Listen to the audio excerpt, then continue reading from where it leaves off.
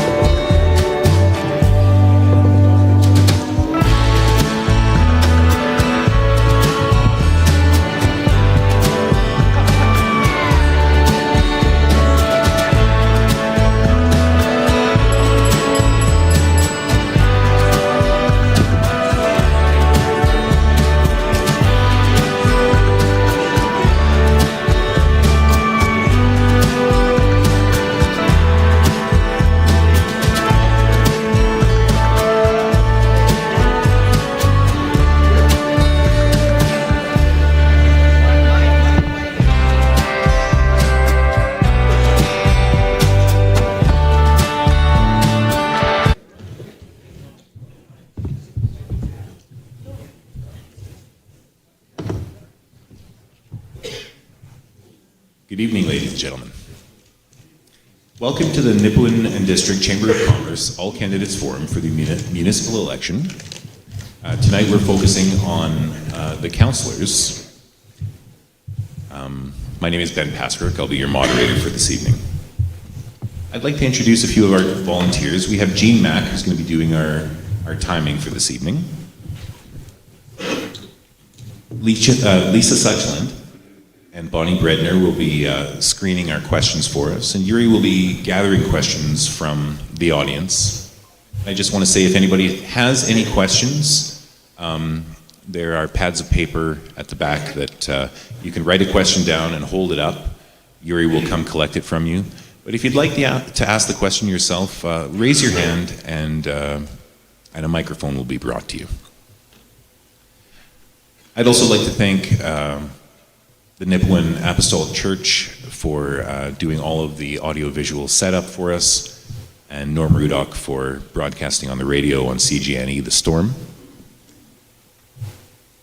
So, let's get started. Firstly, I'd like to just introduce the candidates that we have here. Starting down at the end there, we have Jeff Stewart, an incumbent. Tyler Shore. Stacey Vick, also incumbent. Kylie Newdorf. Les Blair. Lyndon Lundback. John Dempster. Lisa Fast. And Sheila Seiferling, also incumbent. Not able to attend tonight are Reg Lariviere, Brenda Beliveau, and Laura Nicollet.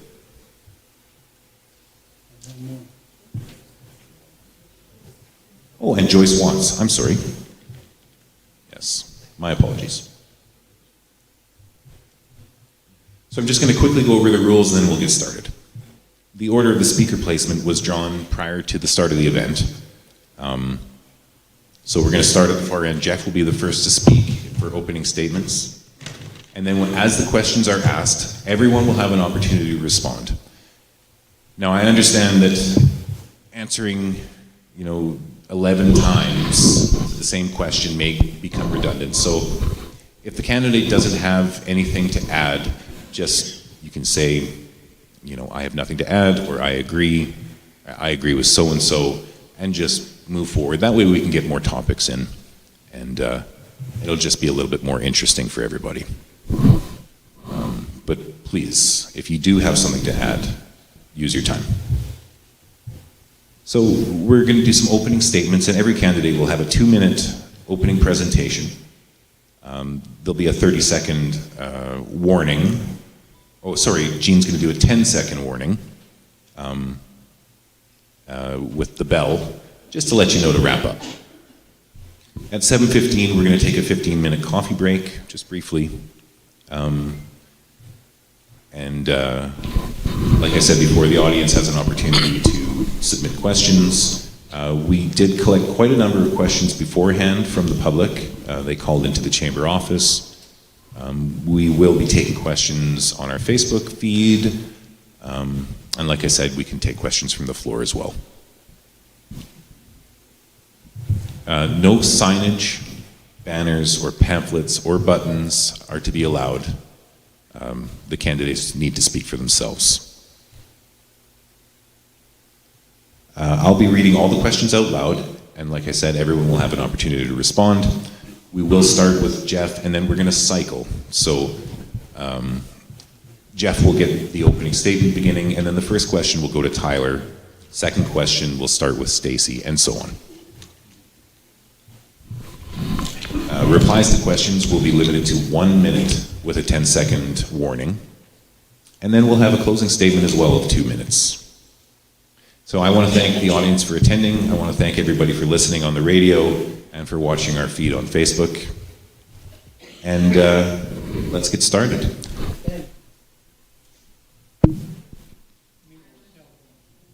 Oh yes. And if everybody could please silence their cell phones so that we don't have any distractions. Thank you, Jean. So let's get started with our opening statements. And Jeff, if you could lead us off. Thank you. Good evening. I am Jeff Stewart. I moved to Nipawin here in 2007 with my wife, Thea, back there. Volunteering has always been part of my life as a local Kinsman member for over 14 years before finally retiring at the age of 40 just last year to the K40 Club. I enjoy coaching soccer and have been a member of council here for 8 years, so that's long. My wife and I are blessed to have two amazing children, Amelia, grade 12, and Perrin in grade 9, who are very active in dance, musical, soccer, football, and they're also lifeguards here in town. As for my day job, I work for the Sask Health Authority, and I'm your clinical exercise therapist, and that works primarily in cardiac and pulmonary rehab, so I see a few of my clients out here. In my years on council, I've taken on many roles, such as deputy mayor for a year, and I've chaired the governance and finance standing committee for about the last 4 years. I'm the town liaison on the Twin Lakes District Planning Commission, and we are the ones currently working on the Nipawin Hospital Heliport project, which you can see is built up there and exciting. Last few years have been pretty good for Nipawin. We've seen some surplus budgets, so I'd like to, continue to tighten spending, prioritize projects, and while still maintaining services and keeping tax increases to a minimum. This new council will need to navigate the current housing and safety concerns that many of our citizens have. As a town, we need to prioritize boarding up and knocking down derelict houses that pose a threat to public health, and illegal activities, things like that. We need to work with our partners in the RCMP to ensure they are supported in the work, and we probably need to expand and look at our bylaw officer and our bylaw officer bylaw, right? I believe that Nipawin is coming to a crossroads in the next 4 years and will be filled with important decisions that will impact us in the very long term. I'm confident I bring the experience and continuity necessary to navigate these important decisions, and that's why I ask for your support one more time on November 13th. Thank you. I just wanted to add that because of the lack of, or the limited number of microphones, we'll have to share them. So if you could just share them with your neighbors, and we'll try and be civil and fair. No throwing. Hello, my name is Tyler Shore. A little bit about myself. So I'm 38 years old. I'm originally from Carrot River, Saskatchewan, where I grew up. I attended from grades 10 to 12 at LP Miller Comprehensive, where I graduated in 2005. I also attended Nipawin Bible College from 2005 to 2007. And 2008 is where I met me and my beautiful wife Brianna decided to get married and plant roots in this town.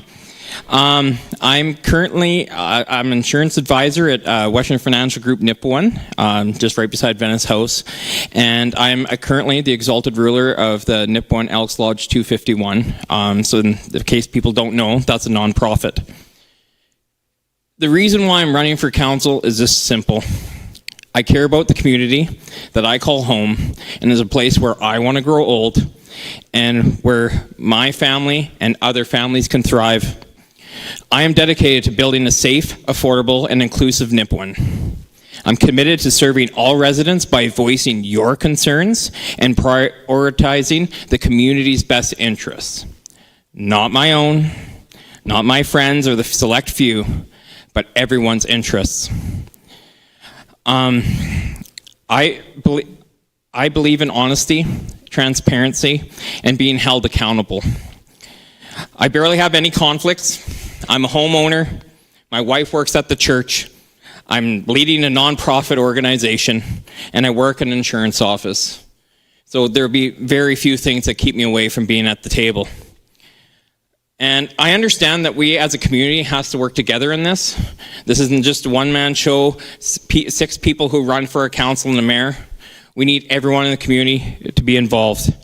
I'm a straight shooter, upfront and bluntly honest. And I'm not perfect by any means, but I am sold out to this community, and I'm willing to serve, to do this job, and to be a part of council. My name is Tyler Shore. Thank you for your consideration.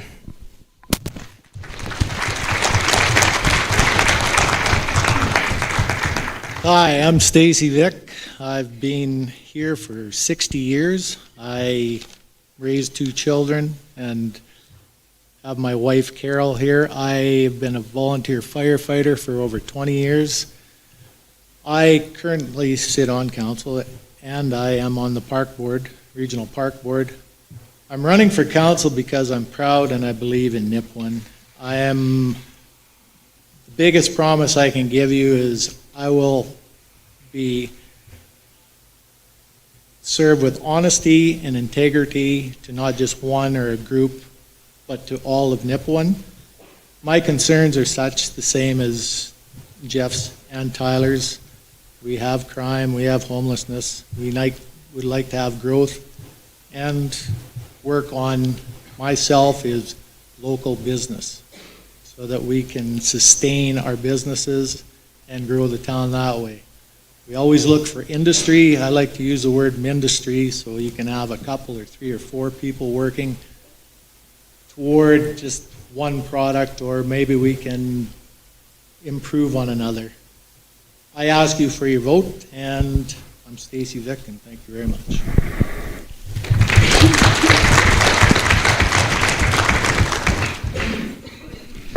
Good evening, everybody. My name is Kylie Newdorf. I was born and raised in a small town outside of Prince Albert. I moved to Nipawin in 2008 to open Oxford Dental Clinic. At that time, I had never been to the town of Nipawin. I had no ties or relationships here.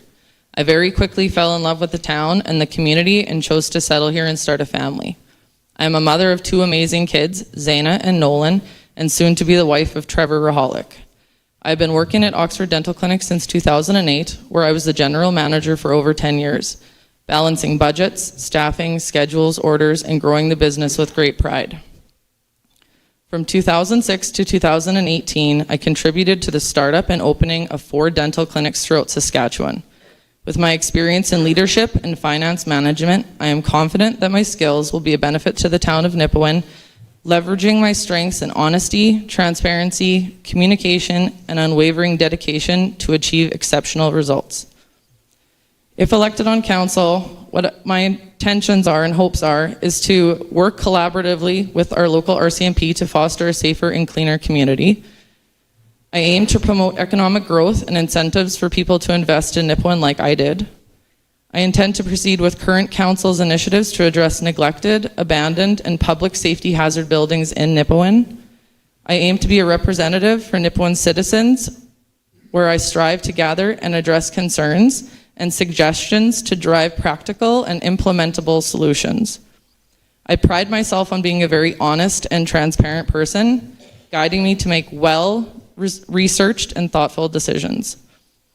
Up until 2001, I lived on an acreage outside of Nipawin. Now that I live in Nipawin, I want to be an active, contributing member of the community. I may not have all the answers, and to say I would be foolish. But what I can promise everybody is every decision that I make will be educated, informed, and without bias.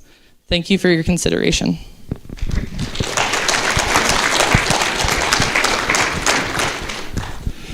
Hi, my name is Les Blair, and I just want to take a second to thank the Apostolic Church for putting this on. I listened to the mayor's forum coming home from Saskatoon on Monday, and it was fantastic. I never missed a word. It was a job very well done, whoever was responsible for that.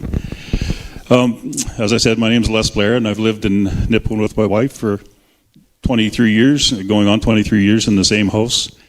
Our boys graduated from LP Miller. I graduated from LP Miller in '77. I got a couple of years on you, Tyler. We love our community. That's why I decided to enter this election, and with Kathy's blessing. In 2015, I lost a good oil patch job due to the recession, or a recession, one of the many, and came home not sure what the future had in store for us, so tried a few things. Working for a wage was just that, working for a wage. So we decided to go it on our own, and we started Clean Cabin Courier. Answering the phone 24/7 was not the most ideal situation, but I knew if we committed to it, it would pay off. And through this time, we were able to connect with her rail company and some medical people, and we were able to do some transportation for them with 7 vans running around the province. And yes, we're still answering the phone 24/7. In 2021, we were approached to take over the package handling services in the community, so we opened up the Clean Cab Distribution Center, handling per later FedEx, UPS, and other couriers that required. At that time, Carson joined with us and has become an extremely important part of the team. Now, in those last 9 years in the taxi business, it's showed us both the good and the bad. And that's what brings me to the decision to run for council. We have a beautiful community. Newcomers tell us that every day, that we see come into the store or in the taxi or whatever. We have a tremendous wealth of activities for kids. Was that a minute already? Holy cow. The moms and dads and grandparents, and we are very lucky. I'm sure we'll have more discussions as we get along, but I'll pass this on.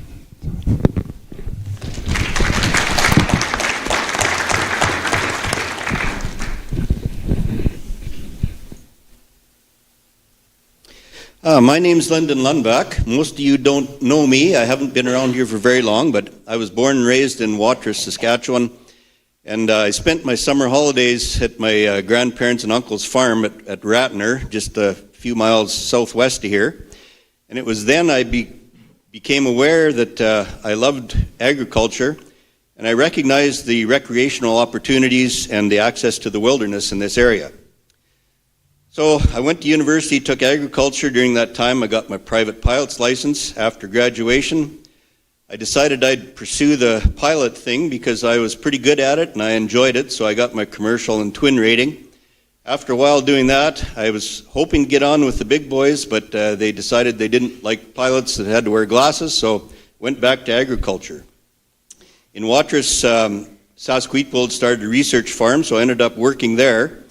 Well, there I was elected director for the local credit union and delegate for that credit union plus some neighboring town credit unions. I was also elected to the board of the co-op and was delegate for the co-op to federated co-ops as well.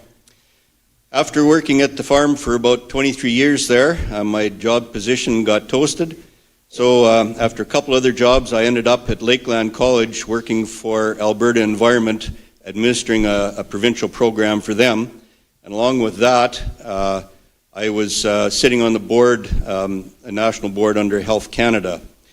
While at the college, there was 4 of us, including the dean who I worked under. We applied for a federal grant for research, and we were successful in obtaining a $4.5 million grant, and we started a research facility there. I see the timer's counting down. I didn't even get close to finishing. But anyway, we'll talk to you later. I'm sure a few things will come up during the discussions.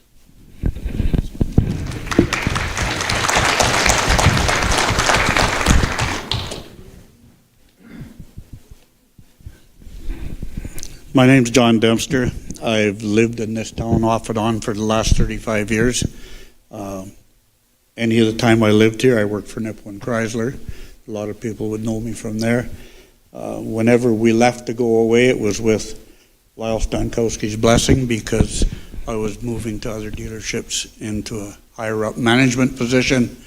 And so it seemed that Lyle knew when I was tired of being away from here because he'd phone up and ask me what I was doing. And I'd tell him I was watching TV and he'd say, well, shut it off, pack your bags and come back because I want you back here. So we did that. And early on when we moved here, I told my wife that I wanted to retire here. And over the last few years, I've been a volunteer with the Nipawin Hawks from board member to vice president. When we moved back the last time, the last year I was coaching, I was 65 years old coaching bantam and midget hockey, of which hockey is something I love.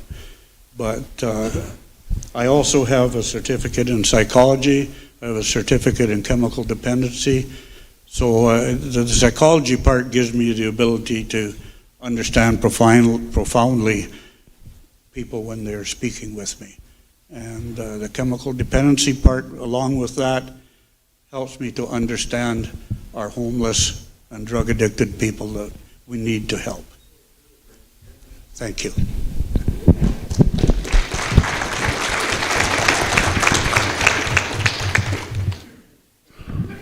Hello, everyone. I'll start by saying this.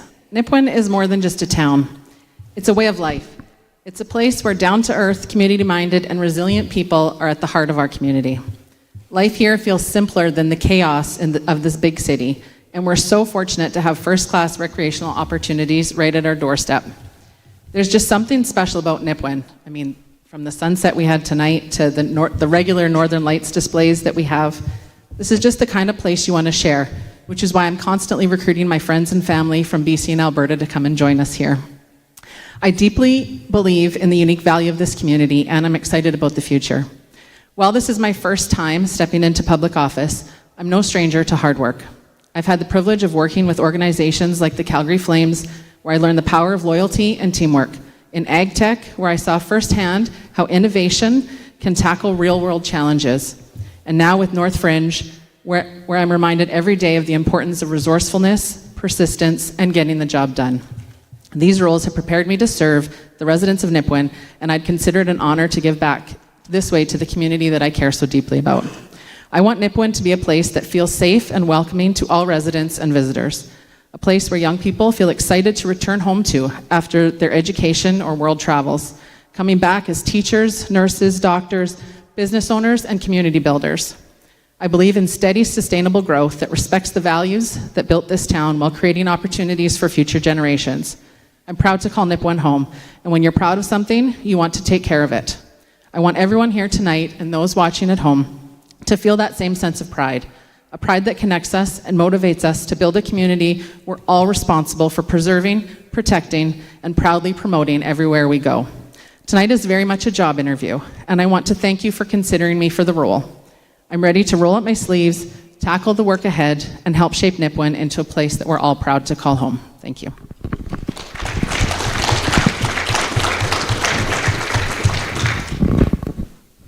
Good evening, everyone. My name is Sheila Seiferling.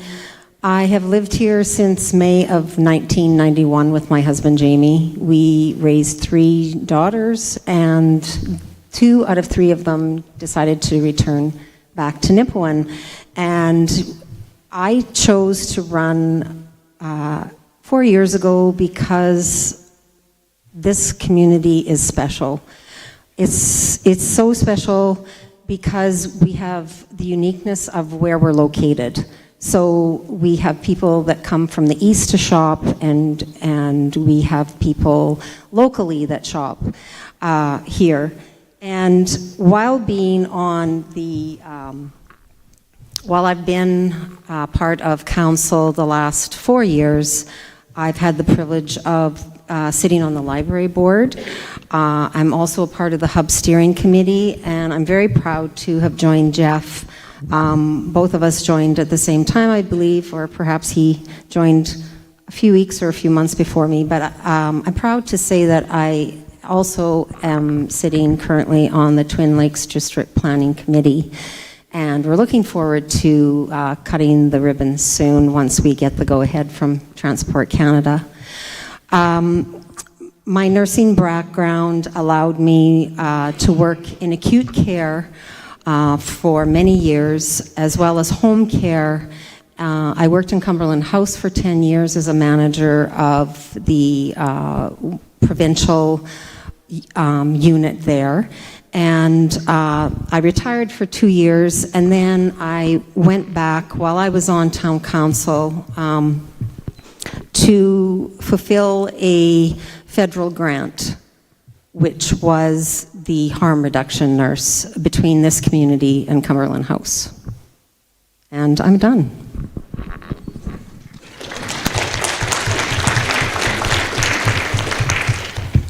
Thank you, candidates. I have some prepared statements that I will read from several of the candidates that were not able to attend. To begin with, I'll start with Brenda Lee Beliveau.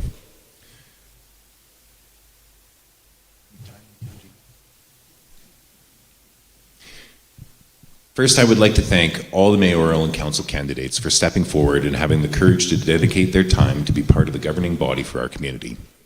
As we know, these positions come with some challenges, but can also be very rewarding when used as an opportunity to make a difference. I am not able to attend as I had a prior engagement for the state, but the Chamber has accommodated me by reading my introduction, allowing me to answer questions once I return. A little about myself. I am third in 5 generations that have worked and or lived in Nipawin, the oldest being my grandparents and the youngest being my granddaughter. I have worked in many areas in Nipawin, including my younger years in the retail and service industry. I have been employed with Saskatchewan Health Authority for the past 13 years, working in the front office of the Nipawin Hospital, Kids First, and as an office assistant in the Nipawin Home Care Office. I am certified as an educational associate in office education and as a victim services coordinator.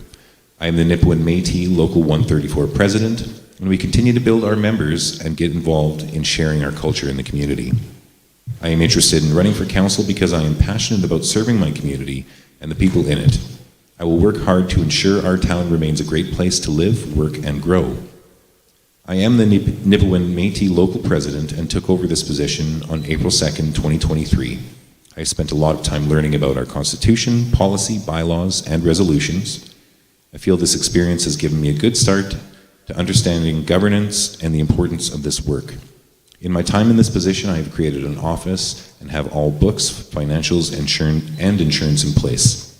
I have applied for infrastructure grants and have been updating and improving our local building. Our council planned, organized, and implemented many events and participated in community events. We just finished our second annual kitchen party that we organized, and it has been successful in attendance and local support. My work experience has also allowed me knowledge and education that cannot always be taught in school. I have worked with Saskatchewan Health Authority and worked part-time for Ministry of Justice and Ministry of Social Services as an office assistant. These jobs helped me to understand how to operate and gave me a view of our community from a different perspective. So I believe my time is up for that. She does have some closing remarks, so I'll read the last of her opening statement before I read the closing remarks later. Next, I'll read Laura Nicholet's opening remarks. Good evening, everyone. This evening, I'd like to share a bit about who I am and what drives me. My journey has always been intertwined with a deep-seated commitment to community and leadership. Through my involvement with Nipawin and the Rise Up Community Foundation, I strive to empower women in rural areas, ensuring their voices are heard and valued. I find great joy in intellectual conversations where I delve into social issues, seeking meaningful insights and solutions. Fashion, too, plays a vital role in my life.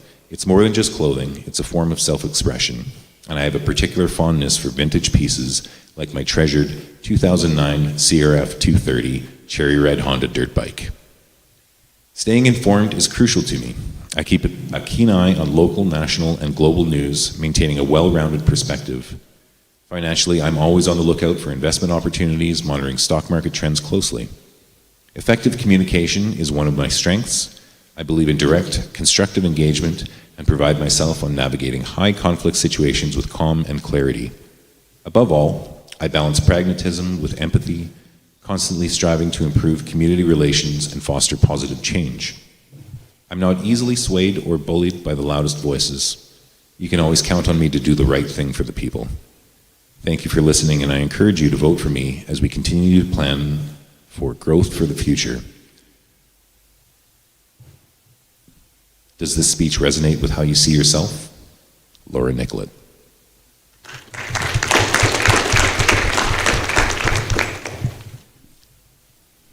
Lastly, I have an opening statement from Reg LaRiviere. Hello, my name is Reg LaRiviere. I'm running for councillor of Nipawin. A little about myself is I am a hometown boy who has spent the majority of my life right here in Nipawin. I am married with 2 wonderful boys. I have been employed in the municipal industry for almost 11 years, over 10 of which was with the Town of Nipawin. I have always been interested in municipal governance, and because I was employed by the Town of Nipawin, I could never run for council. Now that I am employed elsewhere, I can now run for council of our great town. A couple of things I would like to address if I'm lucky enough to be able to represent the citizens of Nipawin for the next four years would be, number 1, I would like to look into the work environment of our town staff and make sure they are happy to come to work and safe while being there. In my opinion, a staff filled with happy individuals will accomplish way more than unhappy staff, as well as knowing that they are safe from abuse while at work makes their life a lot more enjoyable. Number 2, I would like to look into Nipawin's rising crime rate, as well as our homeless residents, which might possibly be linked together. Whether that is meeting with the RCMP more often and meeting with other agencies to see if we can brainstorm some solutions, or contacting our provincial government to see if there's any funding we could receive to address these issues, to contacting some out-of-town agencies in the bigger centers to see what they do to help in these issues. I believe Nipawin to be an awesome place to raise a family and to spend your retirement years here. I know that if we can get Nipawin back to where our family and friends feel safe walking home at night from whatever event is happening, or walking to work in the morning, we'd also be able to draw people and businesses to our great community. Onward and upward, Nipawin.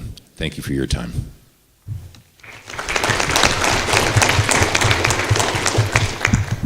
Okay, so now we're going to start our question period.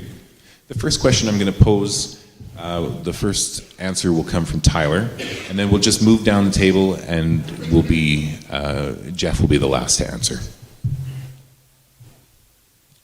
So the first question that I have, Tyler, is what qualifications would make you a good candidate for council?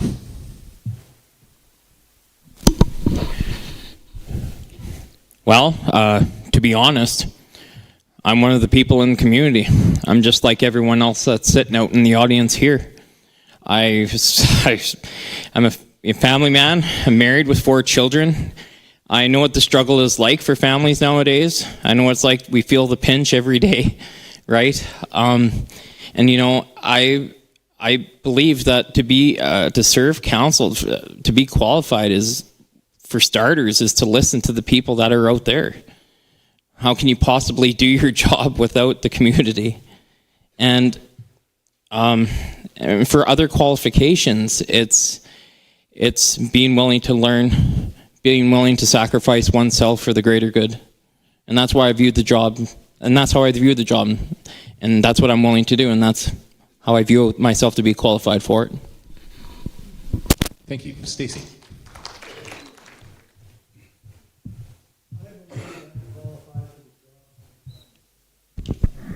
I guess that'd be better. I believe I'm qualified for the job. I've lived here all my life. I'm committed to Nipawin. I'm committed to seeing business thrive in Nipawin. I've coached, I've been involved with so many things in Nipawin. I guess I'm just passionate about keeping this town progressing positively. I have a business background, so I have a business, actually diploma in business administration. So that helps out in decision making. And I just promise to do the best job I possibly can. Thank you. Don't be afraid to hold the mic fairly close to your mouth. I could hear you pretty well, but I want to make sure that everybody that's listening on the radio or at home can hear well. Kylie, please. I think that I would be qualified for council. I've been running a business since 2008, and with running a business has its stressors, just like being on council does. But one of the things a good counselor is a really good listener. You have to be able to listen to the people. You also have to make really, really informed decisions and not rash decisions. I'm somebody who every decision I make comes from a lot of research, a lot of questions, and I don't think that I think I'm a very level-headed person. I'm a mom. I'm here in the community raising my kids. I plan to be here forever. I want to create a safe community like the rest of you. So I've invested in this town. I want more people to invest in this town. I want it to make it a beautiful community that brought me here, that made me stay here. Thank you. Les. Qualifications. That's a broad scope. My qualifications are simple: honesty, being able to listen, and assess issues. Being a businessman as well, you're always dealing with adversity and good fortune, hopefully sometimes. So, I guess my qualifications would be that: just simply honesty and listening and working hard to, as Kylie said, return our community back to the beautiful place it is. But above all of that, my qualifications would be the passion that I have for this community. Thank you. Lynn. I would say my qualifications would be from a number of factors, but I've spent a number of years on boards, and in that situation, you're trying to liaise between the members and the company as a whole, what you'd be kind of doing here between the citizens and the town as a whole. So I think that experience for me would help a lot. As my colleague was saying, honesty, I'd like to think I'd bring that to the table, and the ability to listen to what people would want to tell me and be able to bring that to the table in decision making, I think would be another factor that would be in my favor. Thank you. John. Well, like I said, I've lived here for 35 years off and on, and developed a deep love for this community in the first year we lived here, and spent a lot of time, as I said, volunteering mostly with hockey boards, but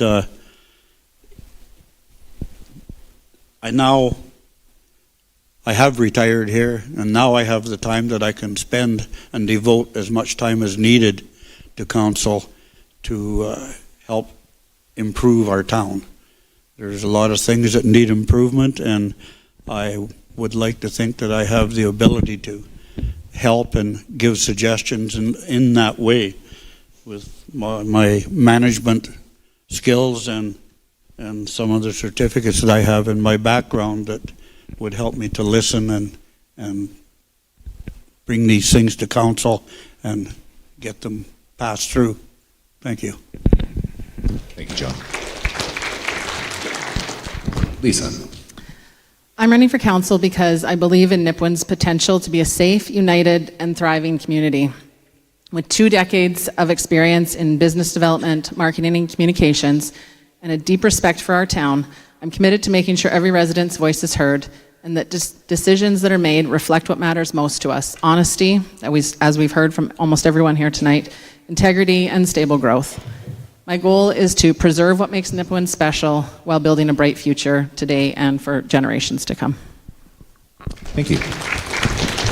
And Sheila. Thank you. I believe my experience the last 2.5 years, my nursing experience working with the most vulnerable people in our community, has allowed me to understand why they are the people they are and why they are where they are at. When you work with them, you realize that they're not just a bunch of scumbags. They're like you and I. It's through horrific situations that they didn't always have a choice. People have said to me so many times, well, they had a choice. It's like, really? They had a choice when they were 3 years old, when they were sexually abused, or 5 years old. No, they didn't have a choice. And unfortunately, the people that are our most vulnerable people, they deserve better than what we are giving them at the moment as a community. And I believe that I can help. Am I done? Okay. Thank you. So our next question. Or me? Oh, and Jeff. I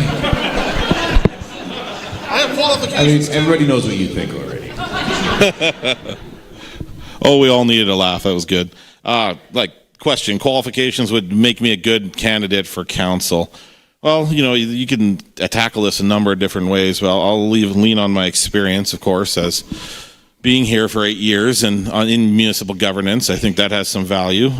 I run very complex health programs in cardiac and pulmonary rehab, and we're not talking 1 or 2 clients. We're talking about 80 or 90 clients. So it's about how to balance risk, how to balance things like that, which is very, very difficult, and having an amazing memory, which my wife will attest to, that I don't forget very much, right? But all in all, I'm going to leave by a quote from my late mother, right? She always said, the day you don't care, whether it be in health or anything you do, is the day you should quit. And I care. Simple as that. And I care, and that's why I want to be on council. Thank you. Thank you, Jeff. So my next question, we'll start with Stacy. Do you have a plan to create solutions around affordable housing?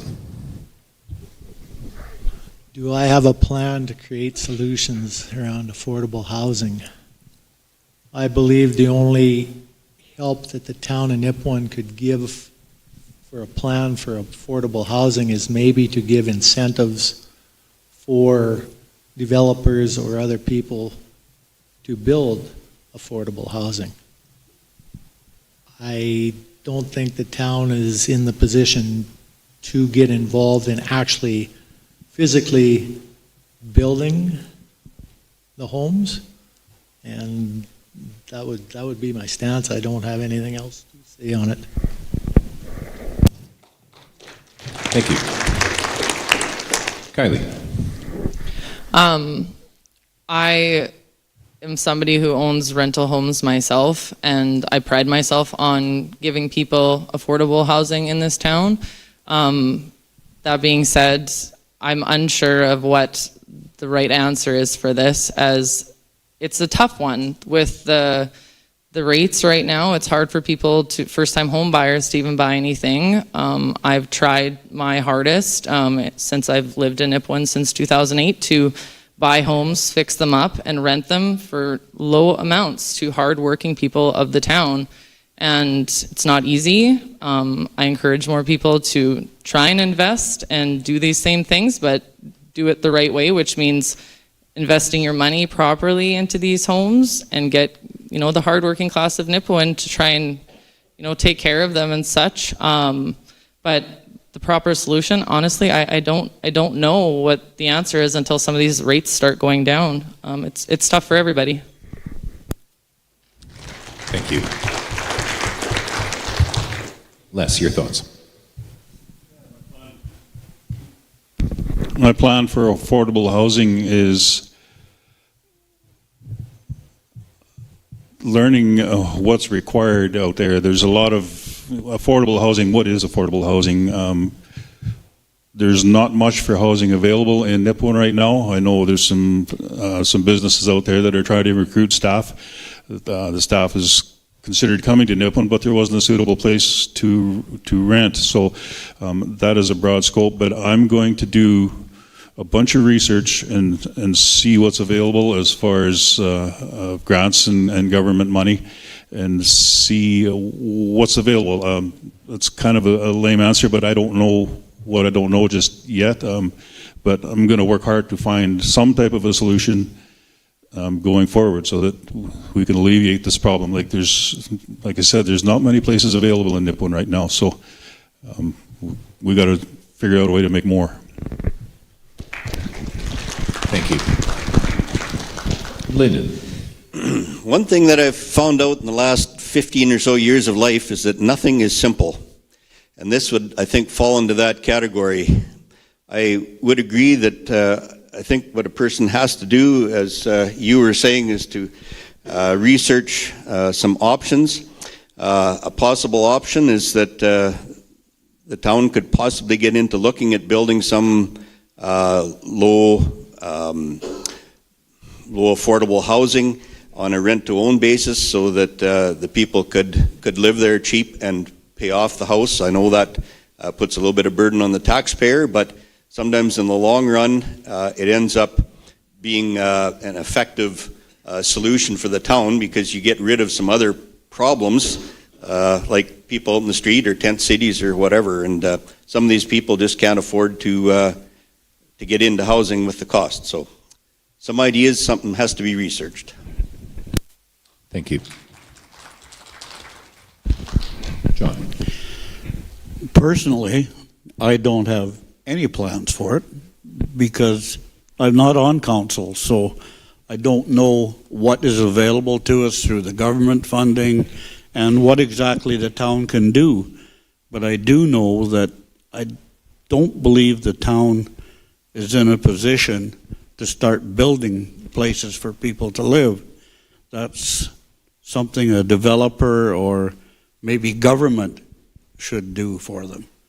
I mean, I would love to see these people have a nice place to live and be comfortable, but I don't think our town is in a position to do that. Once I get on council, if you're good enough to vote me in, then we can look into it deeper, see what's available, and maybe the town can do something. But until we know what that is, like everybody else said, we have to wait and see. It's not a good answer, but that is the truth of it. Thank you, John. And Lisa. Yeah, I think the first step of my plan would be to educate myself on what the actual situation looks like how many affordable homes are required. Are we talking about, we need 10 affordable homes? Do we need 100? Do we need 1,000? Like, what exactly does our community and our residents, what do we need? And then I would start researching and learning and communicating with the people that obviously are more informed about this than I am, and look to other communities and other opportunities to see what's available to address the actual situation that we have here in Nipawin.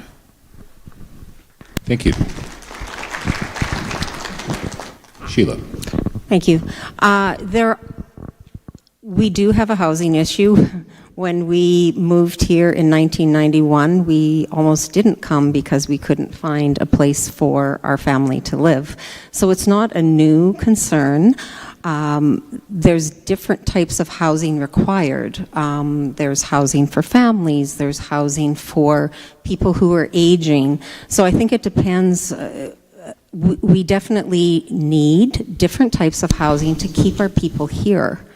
And there are some amazing grants out there if you're referring to the people who are vulnerable. However, they provide a lot of money to build the buildings. However, there's nothing for sustainability. So that is a huge issue. Thank you. Thank you. Jeff. Didn't get forgotten. Okay, create solutions around affordable housing, right?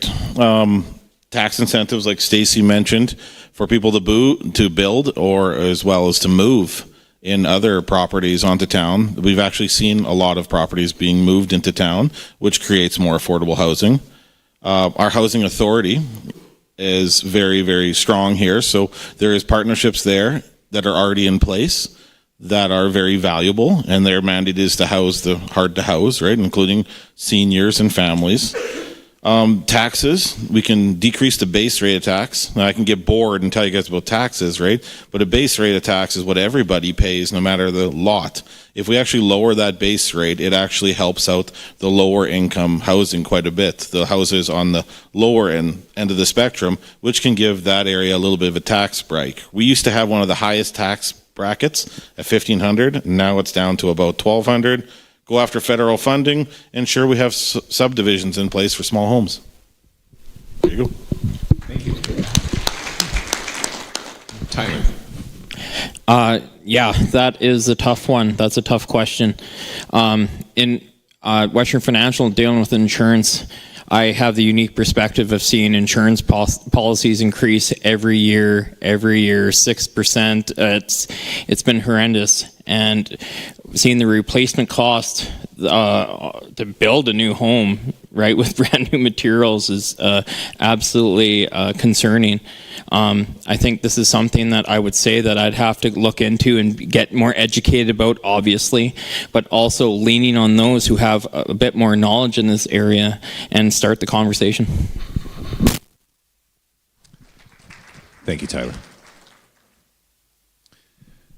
So the next question, which we'll start with Kylie. How would you support the efforts in recruiting and retaining nurses, doctors, and other healthcare professionals to the community? I guess it's hard to answer some of these because this isn't my level of expertise. in lots of these things. This is why the people elected up here, they don't have all the answers, but we have to be the people that are going to ask questions where they need to be asked and go to the direct people. I talk to people at right at the hospital. What are the issues that are making it so we can't get doctors here? What are some of the concerns that they have? Why do they leave so quickly? If we find out the reasons that they're not staying or the reasons that they're not coming, if we find the problem, we can try and find the solution. I personally don't know all of that right now, but it's something that I would research because that's who I am. If I have a question, I'm going to find the answer to it. But I don't have like an honest answer that I can just come up with right now. Thank you. Before you start there, Les, I just wanted to mention there really is no need to turn the mic off in between people. They're pretty unidirectional, so they're not going to pick up anything else. It's fine to leave them on, and then we're not flipping them on and off, and then it should be good. So thank you. Les, go ahead. We got you. That's an issue that's been a serious or critical issue in Nipawin since we've came here, and probably prior to that. Why do we have a shortage of medical professionals? I think probably it's got a lot to do with the size of our community. It's certainly got nothing to do with what we can do in a community as far as fun things. But, you know, everybody unfortunately is gravitating to the bigger centers, the bigger wages and things like that. But if we can go out and sell Nipawin to some of these areas, now I don't know if there's trade shows or a venue that provides an opportunity to go out and pitch Nipawin to the medical community. I'll do some work or some research and find out if there's something. But I think if we can get out and sell Nipawin, sell the beautiful hospital that we have, all the fun that we can do in this community, I think that would go a long ways towards helping to alleviate the problem.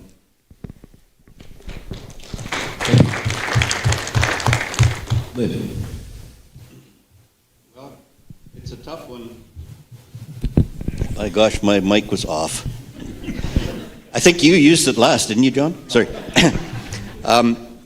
It's another tough one because the town only has so much influence on the money that goes out to hospitals and such. But I think we can do a job in lobbying government. I know the provincial government has come up with a few ideas, the Sask Rural Incentive Program, the Graduate Retention Program to help keep graduates from Saskatchewan in Saskatchewan.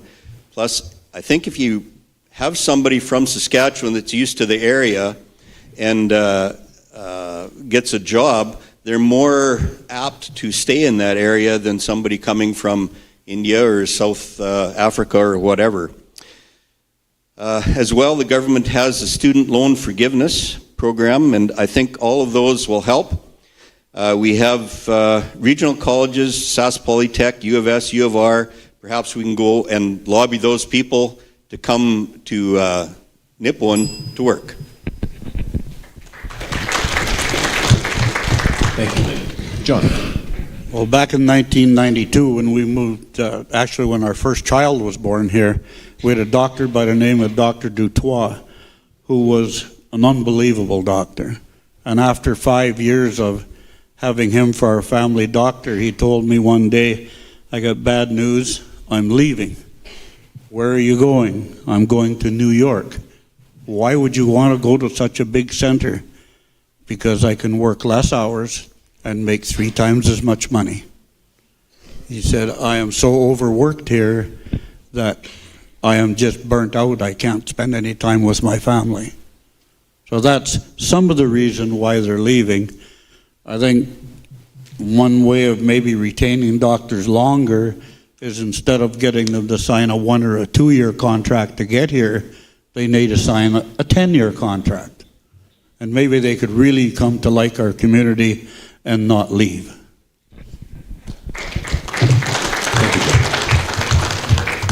Lisa. So I would say that I'm not sure how much, it goes back to my opening comments about we need to have a community that our young people want to stay in and want to come back to, because I do believe that people that are from here, that have roots here and that have ties here, that have pride in this community, will want to come back and work here. I'm not sure there's much we can do about retaining doctors that are that don't have that connection to our community. So my philosophy would really be is to work hard with, and maybe that's with LP Miller, kids that want to go on to a career in the medical field, and see if there's a way that we can't align some sort of strategic plan that encourages them to, maybe that it's an incentive when they buy their home here. I'm not sure what that could look like, but I do think that people stay here when they want to be here, so we need to make people want to stay here. Sheila.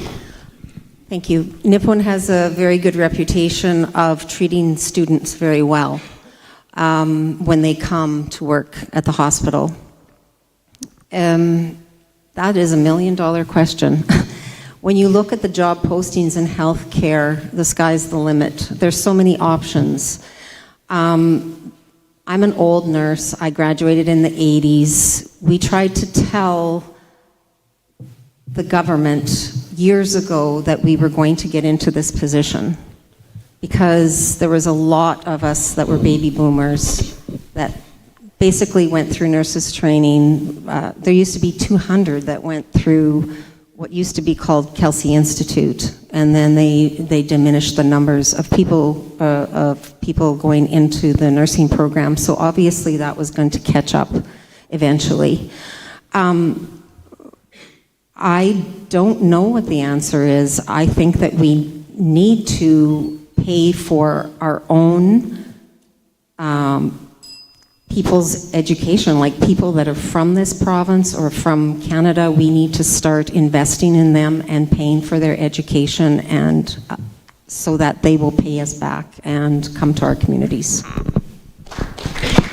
Thank you. Jeff. Okay, recruiting and retaining doctors, nurses, and other healthcare workers. We still have the doctor's duplex that's in the town, right? So I think it's a good idea to keep something like that, because it allows them to have good housing, right? You don't want to move out here in March and not have a place to rent, because that's exactly what happened to me when I moved out here and had to find a place to rent as a healthcare worker, and one of the harder to recruit positions that when we first came out here, I can speak from my own experience, we didn't plan to stay more than 2 years, right? My wife will attest to that, right? We were like, we'll come out here, we'll gain some experience, and we'll head back to the city. I never want to go anywhere near the city now, right? I love this city, this town, right? And why that was is because I got reached out to. The Kinsman Club reached out to me. I got involved in the community, right? I started wanting to buy into this community and making this community my own, and that's why I stayed. And it's been 17 years now I've been running programming here. So I honestly believe it comes down to community pride and reaching out to these people and making them feel welcome in our town. That's why they're going to stay. That's why you have a home. Thank you, Jeff. Wow, that's another tough question. Right on. Hey, there's no easy solutions with that, and unfortunately, we're not the only community that's dealing with this problem. We have doctors that are coming to the province and just leaving just as soon as they get here. I think that this is one of the situations that we have. We just had a provincial election. We need to maybe start being relentless toward our MLA just a little bit and start asking them some tough questions, right? What their solution is for some of these issues. Otherwise, I think that we might have to start looking at and understand that I don't have a lot of knowledge in this area. I've just been a lot more of a patient than I've been on the other side, but I think we should maybe look at nurse practitioners and educating nurses as well to get them to make maybe that level as well, and maybe if there's incentives to maybe look at that. Thank you. Stacy. As Jeff mentioned, we have the doctor's duplexes. On a personal note, I know that years ago, Dr. Norton moved away because of being overworked, and that's largely what's happening. I also had a conversation with two doctors one day outside of Paramount, of all places, and the one was leaving because we didn't have the right number of arts and culture that his wife actually wanted, which that's where we have a tough time competing with the cities. We do have a grad retention program, which is really, really good. However, it's only going to be good, I believe, for 4 years. Then after that, the grads can decide whether they want to stay or go. Really tough question, really tough situation. That's all I can say. Thank you, Stacey. Okay, the next question we're going to start with Les here. Do you have any ideas to promote tourism in Nipawin? Oh boy. I think our biggest cheerleader, I've been talking about this for a while in the coffee shops and things.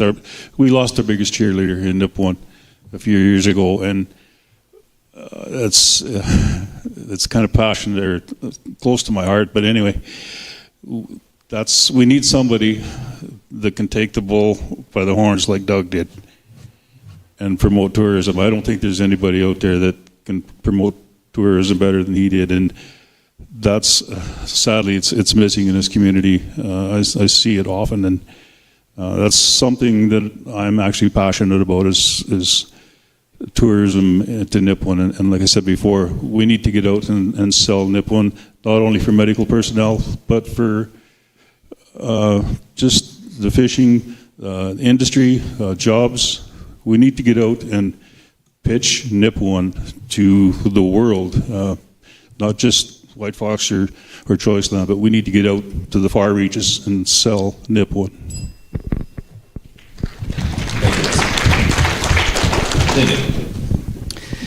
Well, I look at the hat next to me, I see the riders, and one of the comments I hear from them is that a lot of people can't go to rider games because they're having more trouble affording it.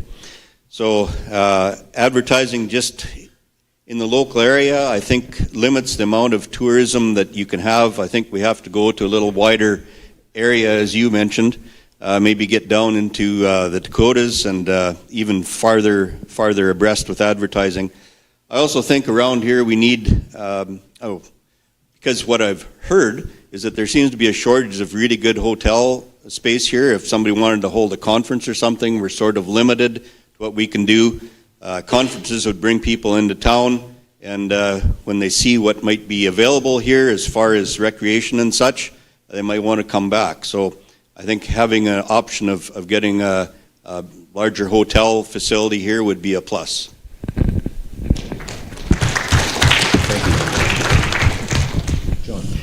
That definitely would be a bonus, but we could go back to a few years ago when the town got together with people like Ray Lamy, and when he went to Edmonton and down into the States to these trade shows and advertised for his fishing up here, he also advertised for the town of Nipawin and promoted it very strongly.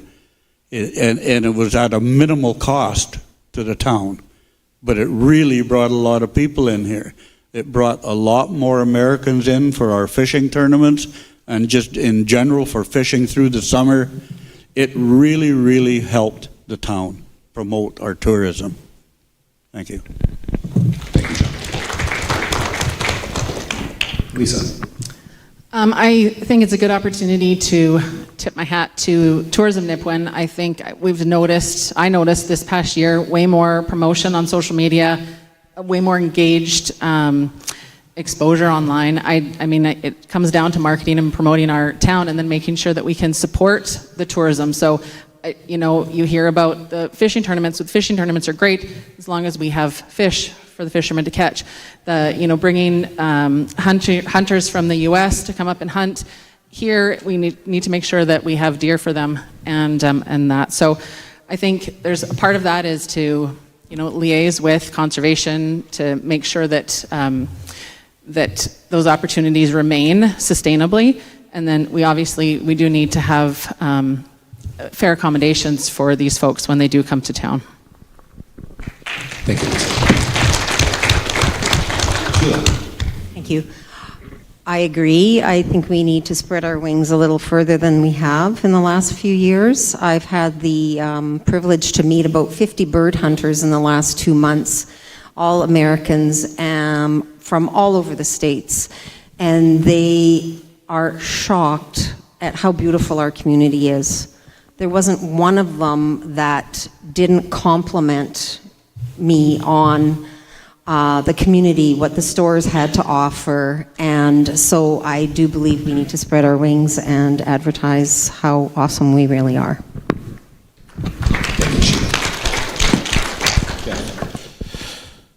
Promote tourism. Well, lots of things have been said. Development, I agree with the whole idea of hotel and greater development, partnerships so we can be more efficient with taxpayers' dollars. If people are already going out to North Dakota and promoting their product, we can definitely try to be with them. I love that idea. Social media presence you mentioned, also excellent, right? Just in general, selling Nipawin in a positive light, even including us on social media, no matter which community outreach, which thing you're on social media, whenever you're talking about Nipawin, try to sell it in a positive light. We've ran into places where we were trying to hire into the town of Nipawin, for example, and people would go on to certain sites, see lots of the negative, and then not come here. So how we talk about our community matters as well. So just to add that in there. Thank you. Thank you, Jeff. Tyler. Well, this makes it tough when you're at the back of the line there and you're trying to answer the question that's been answered beautifully many times from many members. At the Merrill Forum, it was mentioned a few times, trade show. I kind of walked out of the building with that in my head. That's just one way of promoting tourism in this town, but it's not. It's so many different factors in it. It's not just one alley. It's so many different ways to go about it and approach it. But yeah, I agree with what Jeff said and what Sheila said, and Brian mentioned on Monday, and yeah. Thank you, Tyler. Stacy, any thoughts? I believe working together, like John had mentioned about Ray Lammy. I happened to get to the snow show in Saskatoon on the weekend, and the town of Nipawin did have a booth there. And it was very well done, and there was lots of participation. And actually, they worked together with the Trailblazers, which was nice to see, and I think that we need to do that a lot more, is to get involved with the groups, and whatever group it is, be it fishing, be it snowmobiling, whatever we can promote our town, because it is beautiful. And I just think that, yes, we do have to go further out. We can go into Alberta and we can go into Manitoba as well, or Ontario. But just promote everything positively, because we have a lot to promote that is positive. Thank you, Stacey. Kylie. I have to agree with most of the stuff that was said here, especially about getting out and trying to promote the town, but also social media is big nowadays. I have young children, and they go on YouTube, you Google something, you want to be able to see these things, and that is the new way of the world. Unfortunately, that's kind of where it's at. It's less hands-on, and it's a lot more social media, so I think we could really up our game with some of the Nipawin's website, putting a lot more out there. When you Google Nipawin, there should be a lot that you can see, promoting the businesses, promoting tourism. And I salute the girls that worked at the tourism this year. They had some amazing videos. There was a lot of education in what Nipawin has to offer, also a lot of humor in it. I think they did a really good job this year, and I'd like to see that continuing and thriving that way.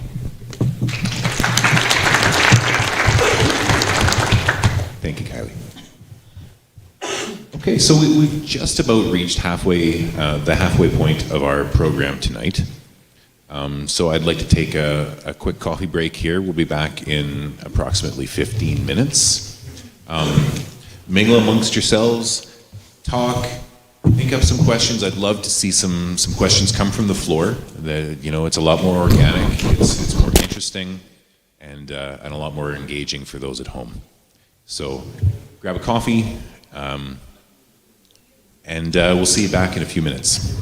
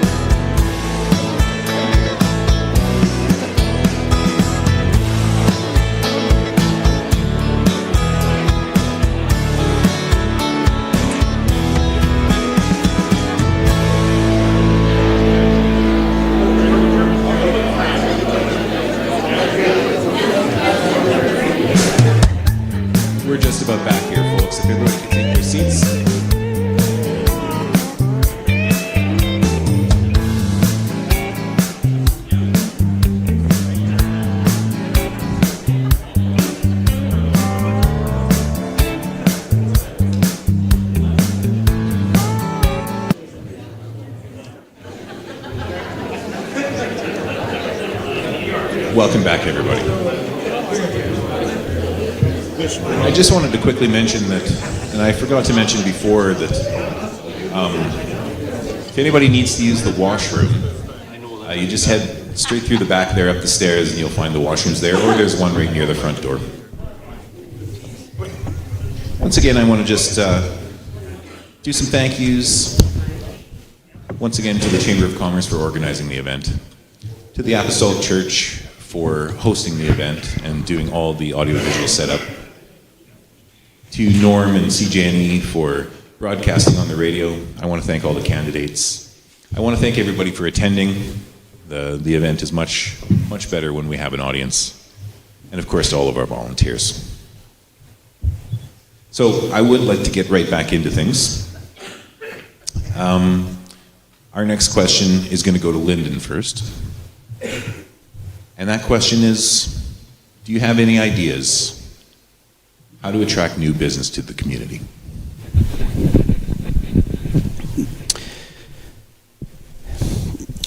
Well, again, I go back to nothing is totally simple. I think there's some things that the town is doing now that they're being preemptive in providing infrastructure to business so that if a business wants to come here, some of the infrastructure is set up so they can make the decision. They don't have to wait for a year for things to happen.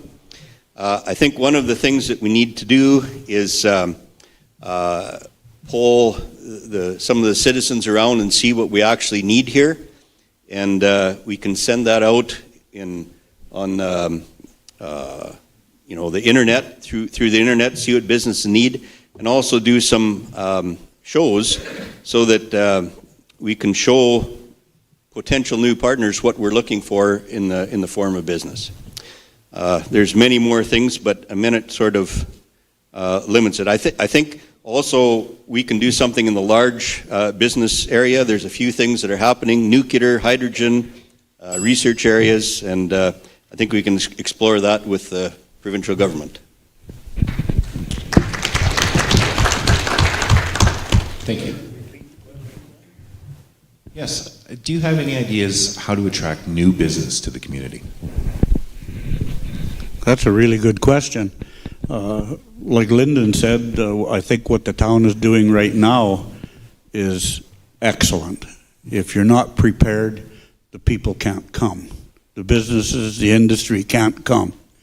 And I think as a council with our mayor, we need to get out and contact these people that may bring a business or an industry to town so that we can tell them what we have and they don't have to guess or wait around. Thank you. Lisa. When I was working in Calgary for an ag tech company, I was at an event and I was talking to the members of the Sask government, and there was incentives at that time, which was only a few years ago, to incentivize companies to move from other provinces to Saskatchewan. So I think we need to, I'm not sure if that program is still going, but I think we just need to make sure that we're part of those conversations and that everybody knows that Nipawin's open for business, that we're welcoming community, and that we're taking strides to put in infrastructure for businesses. But again, I go back to, I think it's important that we encourage our young people to come home and say, Nipawin is a great place to start your business. I now work for North Fringe, and we get asked a lot because we do work all over Canada and internationally. We get asked, why is this business here headquartered in Nipawin? And the reason is, one, it's because it's Brett's home. Two, it's because of the affordability. When he was starting his business and when he was in his early 20s, it was affordable to do it here. So I think that's important. And also, we're surrounded by wonderful people that can work with these businesses. Thank you. Sheila. I agree with everything that has been said. Before new business, it's challenging because we need housing first. And so in order to attract business, new business, we need to look at that as well prior to attracting new business. I had the opportunity to talk to a contractor from Warman, and I was schmoozing him, to see if he would consider building some affordable housing here. And he said, honestly, he said, I am just so busy right now, I just can't even look out to the rural areas because I'm so busy where I'm at. So hopefully, the next 4 years, we will see that they can catch up to what they're building in the cities, and they can reach out to our smaller communities and make us attractive. Or more attractive, I should say. Jeff? All right. Attract new business to the community. There's the million-dollar question, right? Everybody wants economic development. We mentioned develop land with infrastructure, so then we have that infrastructure available, so when that business is ready to come, be it a hotel or a brewery or whatever, right, or little microbreweries. We have the best water, by the way, in the province, right? Those kind of things are what I would look towards, right? But also, in the boring side of things, I'm going to talk about taxes again, commercial tax policies, and how those things are related and how those are fair and how we can even out so we can want more investments, and then the incentives that we can have for new businesses to come to town, right? Sell Nipawin as the hub of the Northeast. Yes, we're 4,500 people, but this area serves around 15,000 or more people. So that is another thing. So when we go to the businesses, it's not about 4,500 people, it's about 1,500. And you're going to stop me here. Family-friendly community, that kind of stuff. That's why people want to live here. So, okay, thanks. Thank you. Tyler? Yeah, I'm in agreement with what everyone has said. I think the town of, getting ready for development is a great idea. However, with that kind of investment that's been happening, if I was an accountant, I would be a little bit nervous, mind you. And that puts the onus on us as, whoever gets voted into council, is that they're going to have to get to work and start looking at businesses and start attracting businesses in, right? Because we do have some bills to pay. Thank you. Stacey, your thoughts? As has been said previous, we are putting in infrastructure to get ready for any business that is going to come to town, make it a little more attractive, because if we don't have the infrastructure put in place, they're not going to wait around a year. They'll find somewhere else to go. Tax incentives, yes, that's another way to encourage businesses to come to Nipawin.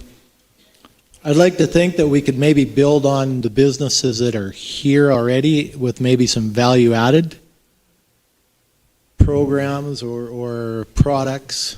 That's kind of my thought. So, and we have to promote that Nipawin is a great place.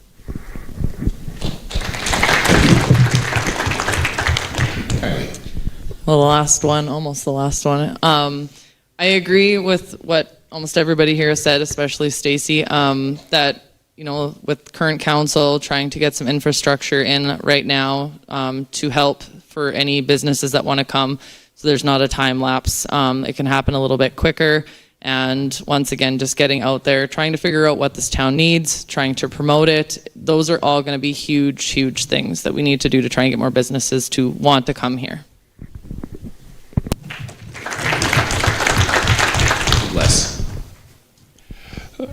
I think that since we've turned the corner from our previous administration, I feel that Nipawin's about to embark on a grand adventure.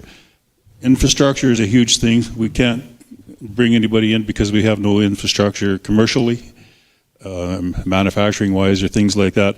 So I think Nipawin is about to turn the corner and go down that road with great success. The other problem that we need to address is the corridor to Manitoba. I think if we can work hard and open that up a little bit more to get more traffic from the PAW and from that Manitoba area, there's traffic, it's going to be closer to come to Saskatoon than it is to go to Winnipeg. So I think that would definitely help Nipawin. But again, sell. Who we got to get out and tell everybody who we are, where we are, and although we're at the end of the road, it's not a dead end road. We've got lots to go yet.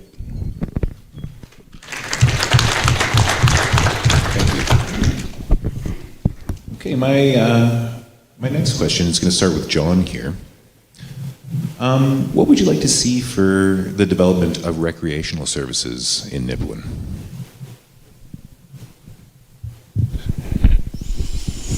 I honestly don't know. We have hockey, we have hunting, we have fishing, we have snowmobiling, cross-country skiing. I don't know what else you would want to bring in here. It's we have pretty much everything that you could ask for. Thanks. Thank you, John. Lisa. Yeah, I mean, I agree that we're a paradise here in a lot of ways with a lot of different activities. And when I first moved here, I took advantage of all of the free equipment that you can go and rent out at the Evergreen. I think that's a fantastic opportunity to get out snowshoeing and do different recreational activities for free right here at home.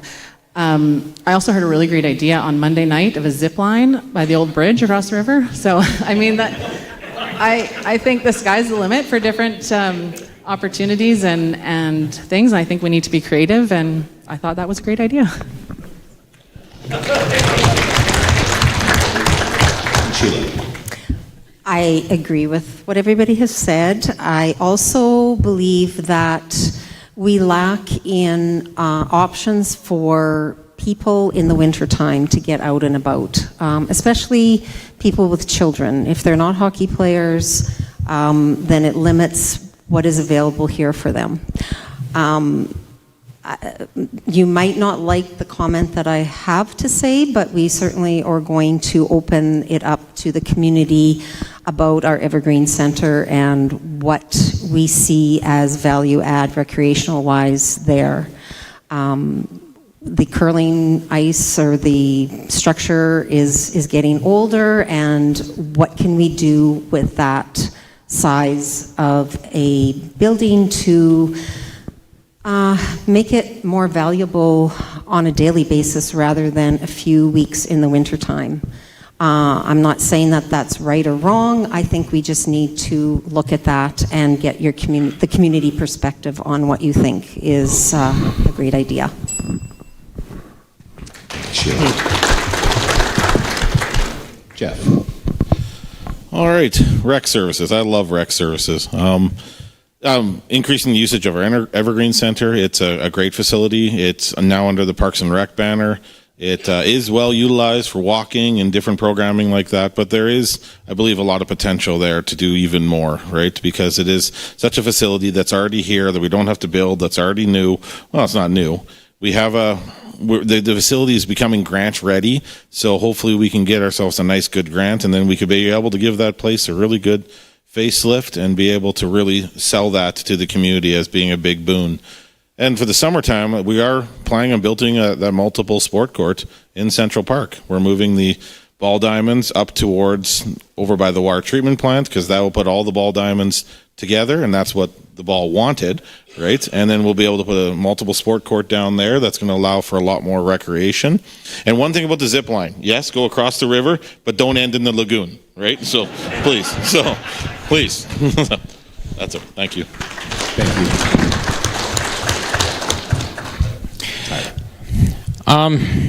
Can you say the question one more time, please? What would you like to see for the development of recreational services in Nipawin? Well, I'm in agreement with, like I said, like a lot of the people who spoke before me. However, I think also that we need to start maybe talking, reaching out to the schools as well. There's a lot of kids out there who just can't afford to be involved in recreational activities, and that's one of the things that's my concern as a parent. And I just know so many people that just can't afford certain things and stuff like that. So I think that part of the town should maybe look into is that, letting kids and depending how you want to set it up, but just having kids, having days where people can show them cross-country skiing or different events and stuff like that at hopefully at little or no cost at all.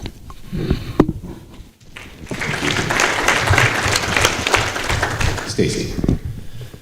Well, Jeff's probably mentioned everything that I was going to about the multi-sport court and how we are in the process of hopefully getting a large grant for our Evergreen Center, and it would give it a huge facelift, and actually all the internals would be brought up to date as well.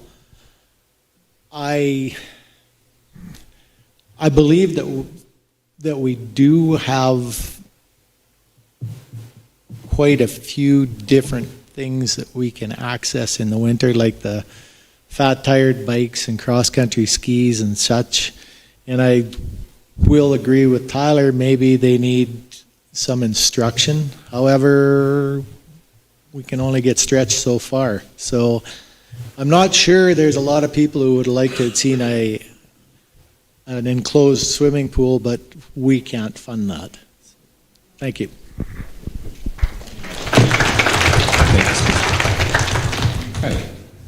Like Jeff and Stacy said, the multi-sport court that's going in at Central Park I think is great. Pickleball is becoming really big, and it's for the people that are in between wanting to play tennis and badminton that are getting older like me.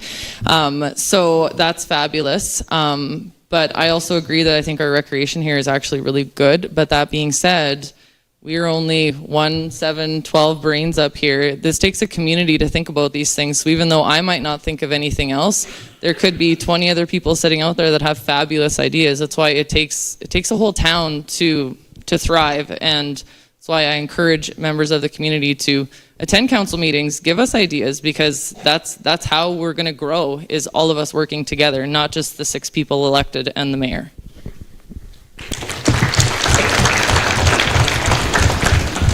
Were you reading my notes? Just took the thoughts right out of my mind. But yeah,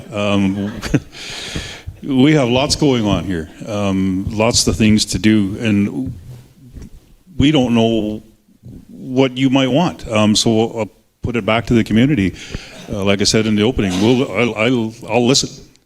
So we'll put it back to the community. Like, what would you like to see come to Nipawin? And I'll do everything I can to help facilitate that. But yeah, we're in pretty good shape. I've just heard, or just recently, I don't know where I've been, my head in the sand or something, about the multi-use courts and the ball diamonds. That's awesome. That's going to bring traffic up to our end of town, and it's just going to be a huge thing for the families to get out and recreate. And I'm one of the most recreational type people going out there, but as you can tell. But yeah, we'll listen. You tell us what you want, and we'll do the work. We'll do the footwork and see what we can accommodate.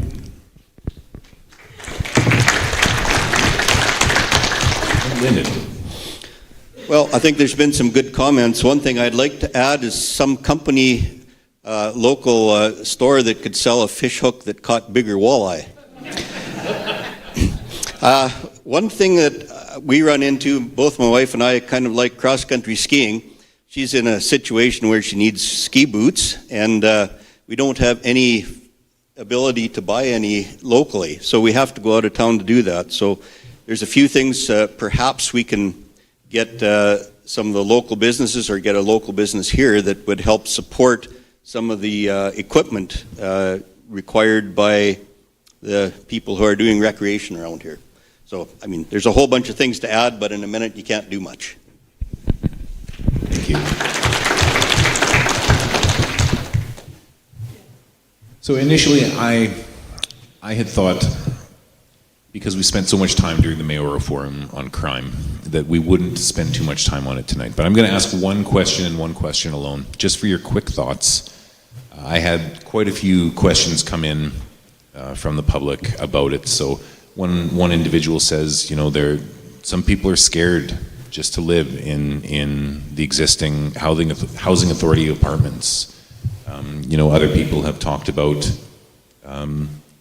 the homeless situation in town and the lack of accommodation.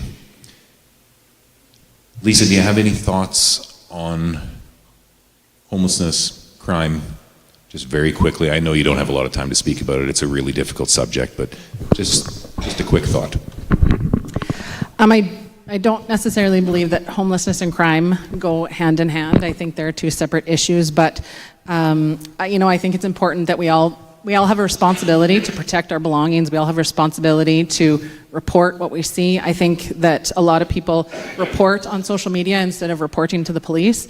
And so I think, as a community, we need to, this isn't a town council mayor issue. This is a Nipawin. As a community, we need to come together. We need to report anything that we see that's suspicious. And I believe in encouraging and supporting Citizens on Patrol group. We do what we can with the local law enforcement. And there was a great idea about in more street lighting, brighter street lights. I think all of those little things will add up in the long run. So.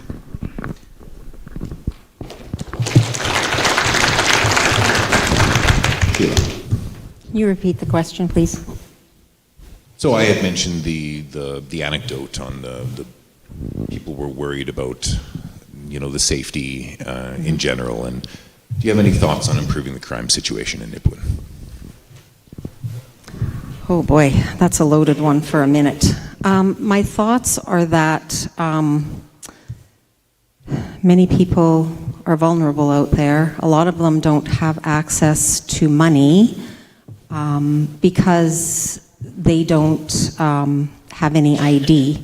So I think we have to do a better job of supporting them, and that can come in many different ways. I feel sorry for the RCMP because they are oftentimes blamed for what's happening in our communities, and I really believe that some of our problems stem back to mental health, addiction, and healthcare needs to provide supports to those people, not just 9 to 5, but after hours, so that we can help get them on the right track when they're ready and if they want help. Thank you.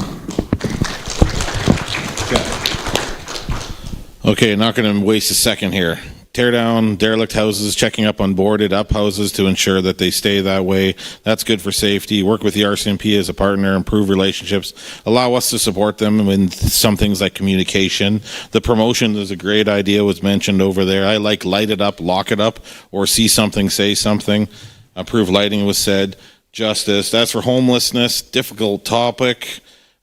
Partnerships, like be at the table with the Oasis, the Salvation Army, the RCMP, healthcare. These are organizations that can help with this situation and have a mandate to help with this situation, and the town can be a great partner to them. I think I'm almost out of time. 1 minute's not long enough. Here we go. Thank you. Bye. Tyler.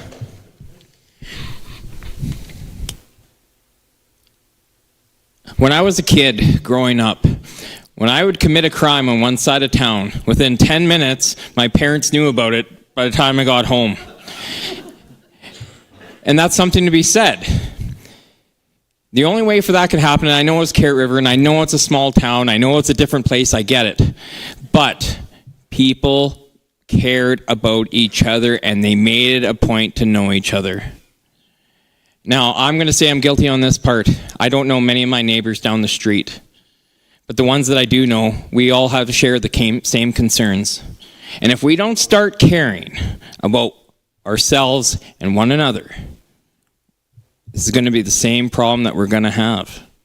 I believe fundamentally that for us to combat crime in this community is we need to start caring now.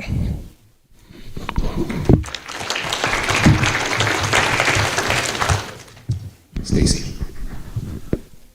As for crime, we continue to work with the RCMP, Citizens on Patrol, encourage, this is the big one, what I've been told by numerous police officers, if you see something, phone them, because if there's 6,000 phone calls and 6,000 people, nothing happens. If there's 6,000 people made 10,000 phone calls, things will change.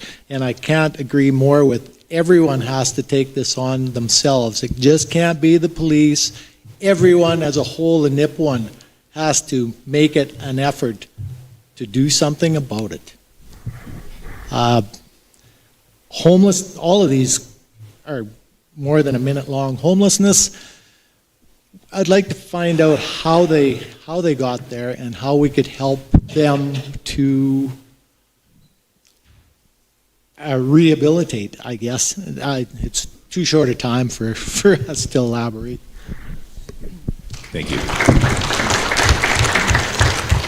Kylie. In regards to crime, I think it's a concern for every single person in Nipawin in one way or another. I think that like a neighborhood watch, essentially get to know your neighbors. Keep an eye out for each other. Being a presence is important. And like Stacy said, make calls. Putting it on social media is okay to let our community know what's going on, but the RCMP are not checking people's Facebook page. They're not checking the Nipawin Crime Watch Facebook page. We are as a community, but they're not. So we have to make those phone calls. And as he said, we have to call, we have to be diligent. If all of a sudden their numbers at their main office are skyrocketed from 2024 to 2025, they're going to start looking at where to start putting more of their officers. And that's what obviously we need. They also look at the time frames these calls come in. Are they all coming in between the hours of 2 a.m. and 6 a.m.? Or are they coming in 2 p.m., 6 p.m.? In regards to the homelessness, same thing. I'm not an expertise in this area, so just like I talked to the RCMP and that's what they told me to do, I talked to the Oasis. We need to talk to the people that know the situations at hand in the town. Thank you.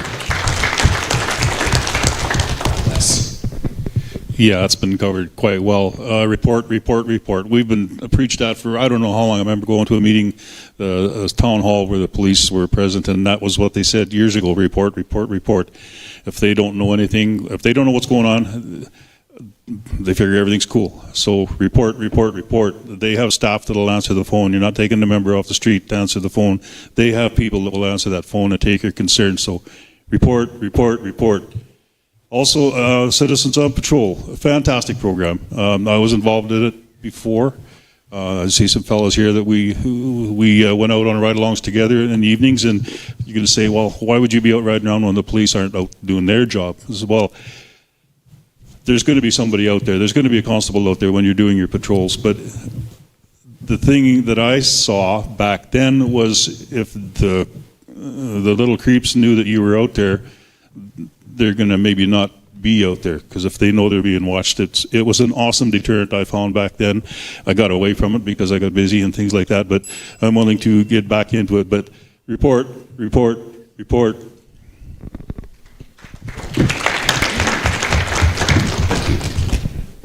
Lyndon. Well, thank you for allowing 1 minute to answer this question. Yeah, there's a lot of comments, many of them are good. I heard at the Mayor's Forum about a business license for renters that would allow for inspections. I think looking in that direction would help or provide the opportunity to check to see who's possibly living in these areas and check up on potential drugs. I think lobbying the government a bit. Right now, I seem to be seeing a lot of the catch and release thing, and it's got to be very frustrating for police to be arresting somebody and then next day or 2 days later, that person's on the street again. I think we have to lobby the government to be a little tougher with the courts and find a way to deal with these people.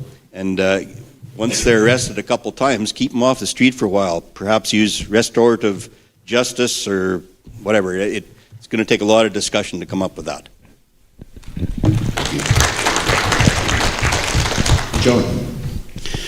I'll go back to what Kylie was talking about, is get to know your neighbor, have a neighborhood watch so you can look out for your neighbors and make sure everything is looked after. I know in our block there's cameras there that cover the whole block. And if we're away from home, when I get home, I get a phone call from one of the people that has cameras and say, hey, there was a guy in your driveway up close to the garage. If anything's gone wrong there, come and see us. We got pictures. You can give them to the RCMP. Well, that's absolutely awesome. I have no trouble where I live. Zero. We're very, very fortunate.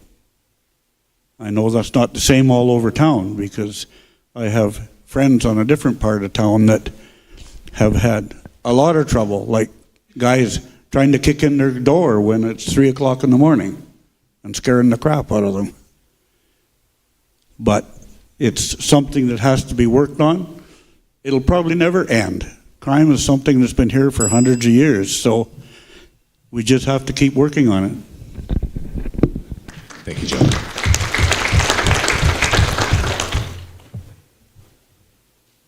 Okay, so our next question here, it came from the audience. We were talking lots about how to bring new businesses and people to town. But what incentives would you offer to the businesses that are already here? Sheila.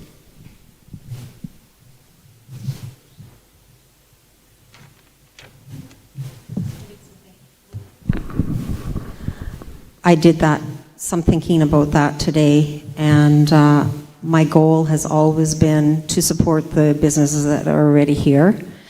I think it's very important that if we don't support local businesses, that they won't be here.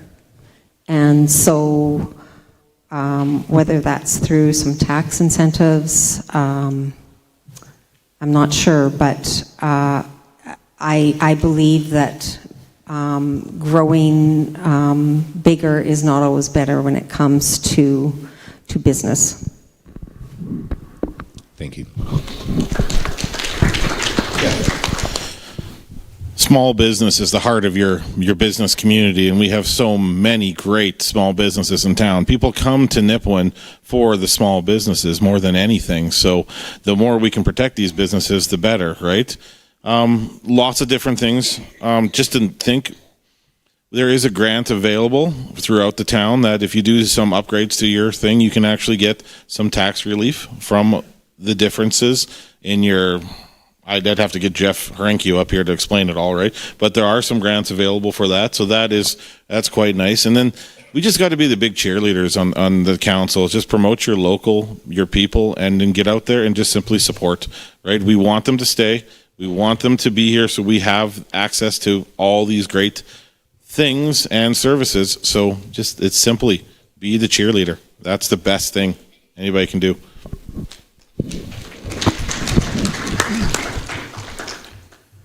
I think I think the times we live in, it's not just tough for the consumer, but as the business owner as well.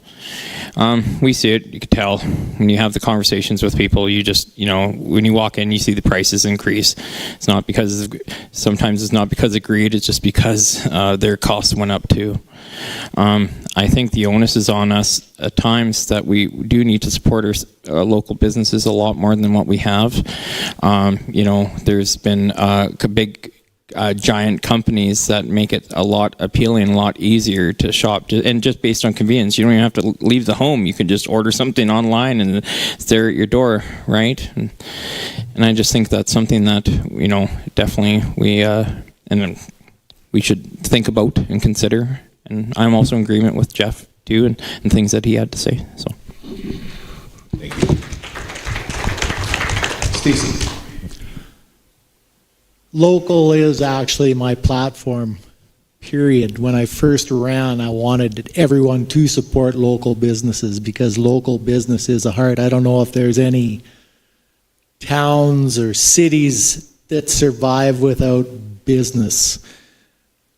The local businesses, generally, if you have a group, a baseball tournament going on or a hockey tournament, they usually come and see you about if you can donate something for their hockey tournament and such.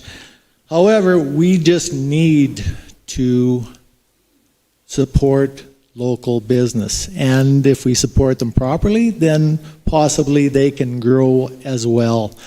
There is always been talk about a downtown revitalization program, but that costs a lot of dollars. So that would be an incentive for the business owners present. I guess I'm out of time. Sorry.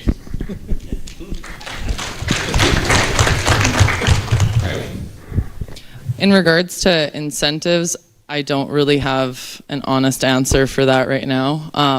But just in general, when I think of businesses growing and thriving, it has to do with promoting the town of Nipawin the more that we promote it, the more tourism we get in, the better the businesses thrive. The more people we try and get into this town, into this community, the better businesses thrive. So I think they go hand in hand in regards to promote or incentives. I don't know the answer to that, but I think it just comes down to continuing to support local, continuing to promote and try and make our town grow and our small businesses thrive. Thank you. Les. Yes, indeed. Support your local business. It shouldn't be an incentive. It should be just a natural thing. You go out and support the people that support you. We're all businessmen. Most of us are businessmen in this town, so we support each other. That's the incentive that I see. Just visually, I'm going past the police station. I'm looking downtown, and we got a pretty awesome main street. I think it's the widest main street in Nipawin. Is that an incentive? No, but it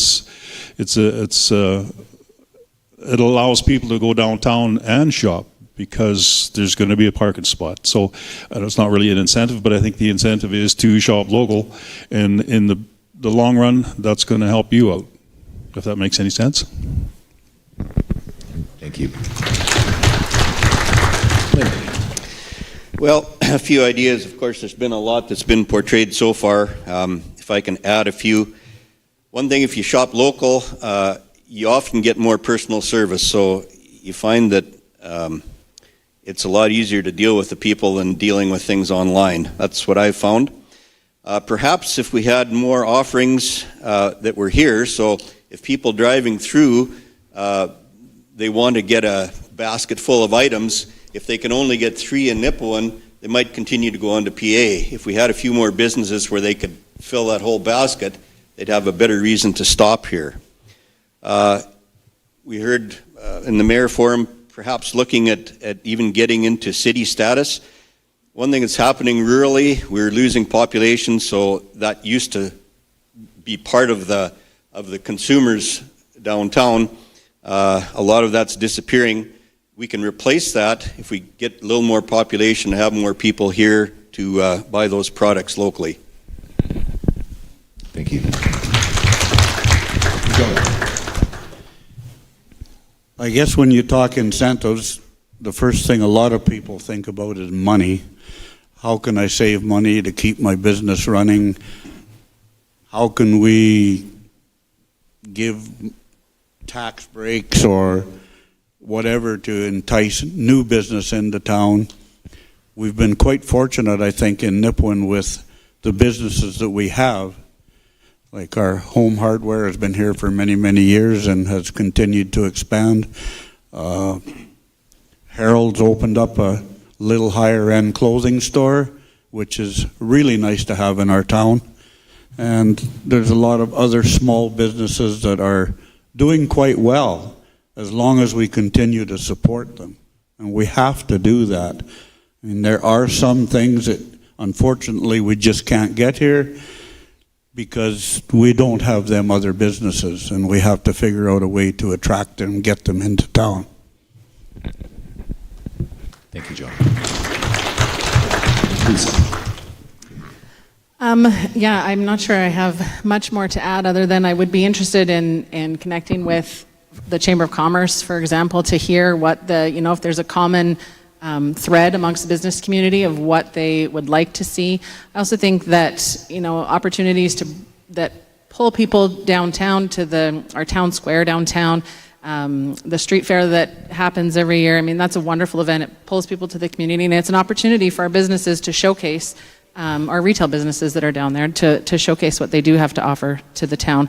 There's all sorts of businesses in this town, so I don't think there's one answer that kind of speaks to the business community, but it's definitely an interesting conversation. Thank you. So my next question, we'll start with Sheila. First Nations people are a big part of our community. How would you work?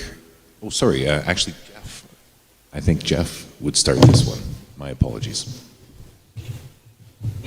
Once again, First Nations people are a big part of our community. How would you work to develop relationships with our Indigenous neighbors, both within our community and at nearby reserves? Oh, how do you work to develop a relationship? It starts simply with trust and respect. That's really what it comes down to. Any relationship is inviting someone or a group of people to the table and then starting with trust and starting with respect. And that's it. We've had multiple conversations with our First Nations and our First Nation neighbors, right? And I think that they have been productive. I think that there is a really big opportunity there for growth. We know that Nipawin thrives, its business community thrives a lot because of our First Nation neighbors to the east, and that is a lot of the population that comes into town and does a lot of their business in town because they see Nipawin as their hub, right? So it's just being that welcoming, open environment that's going to be, yes, we're here, yes, we're willing to talk, yes, we're willing to do business, and yes, we care about our shared history. Thank you. Thank you. Tyler. Very good question. I agree with Jeff. We got to start treating people with a little bit of dignity and respect. Not to indict anyone out here.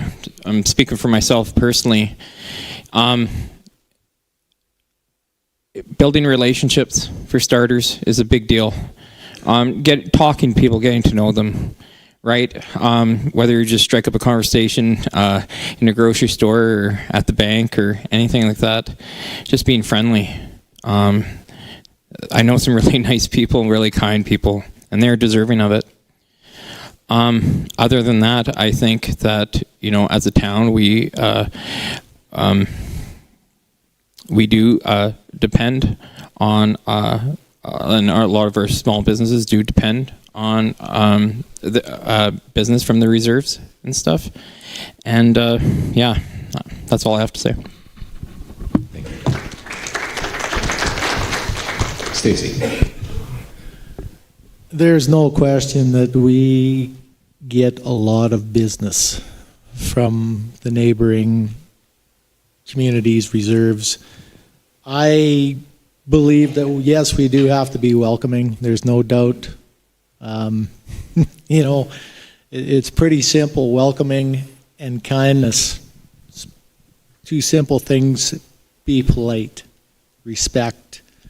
I don't know how to build, like, we actually had talks with the Cumberland House, Village of Cumberland House earlier this year, and building relationships with them.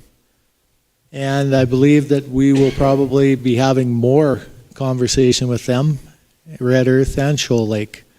There's no question that they do bring a lot of money into the community and support our local businesses lots. Without them, we'd be in trouble. Thank you. Kylie. I think collaborating with the leaders from the reserves and having lots of communication, open communication on both ends is going to help a lot. Myself, the business that I started and am still in the dental industry, I would say 70% of my patients are from the reserves. I deal with them on a regular basis, and I think that a lot of business owners in Nipawin could say the same, that they are a huge part of the thriving of our businesses and small businesses within the town. So having those communications with the leaders of the reserves and being able to communicate well, respectfully, back and forth, I think will go a long way. Thank you.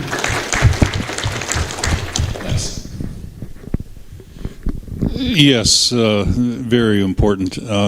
I would commit to carrying on what the previous administration has already started. They say there's been talks and discussions and stuff. So I think that's very important, and I would even throw my name out there if I gain your confidence in this election, that I would be one of those participants in meetings and to facilitate a better relationship, if I could say that. For sure, they're important.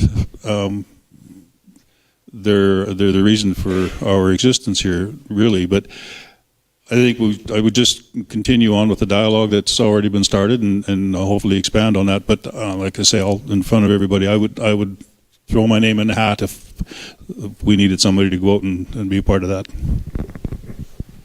Thank you. David. Well, I don't think I have anything really extra to add. I think they've all been good points, and we can continue on that direction. We seem to be going that direction to improve relationship with them and just carry on, I would say. Thank you. Joe. Well, I know personally that the business that comes from Cumberland House, Red Earth, Shoal Lake, into my daughter-in-law's store is absolutely fantastic. They support her store to no end. And when you go to the grocery stores and there's people with 2 and 3 carts of groceries going out of that store, that's a lot of money. And all these people come here on a regular basis and support our town. I mean, it's like any group of people, there's some bad ones, some good ones, but you can't paint them all with the same brush. And there is an awful lot of good ones out there. And as long as we treat them accordingly, they're going to continue to support our town. Thank you, Joe. There's a common thread up here tonight that truth and reconciliation needs to be really at the core of every conversation through town, supporting different events that honor and recognize truth and reconciliation.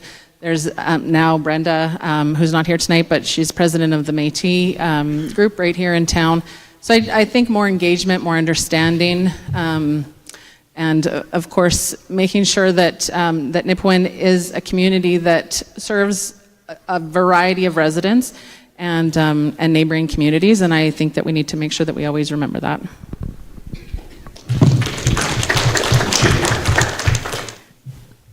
Everything that has been said, I respect, and thank you for that. And living in a community like Cumberland House for 10 years, that became my second home. I have many, many friends from Cumberland. Their senses of humor are amazing, and I know it means a lot to them when we go to their communities. And we've invited them to ours. I think it's time for us to go and be at their table.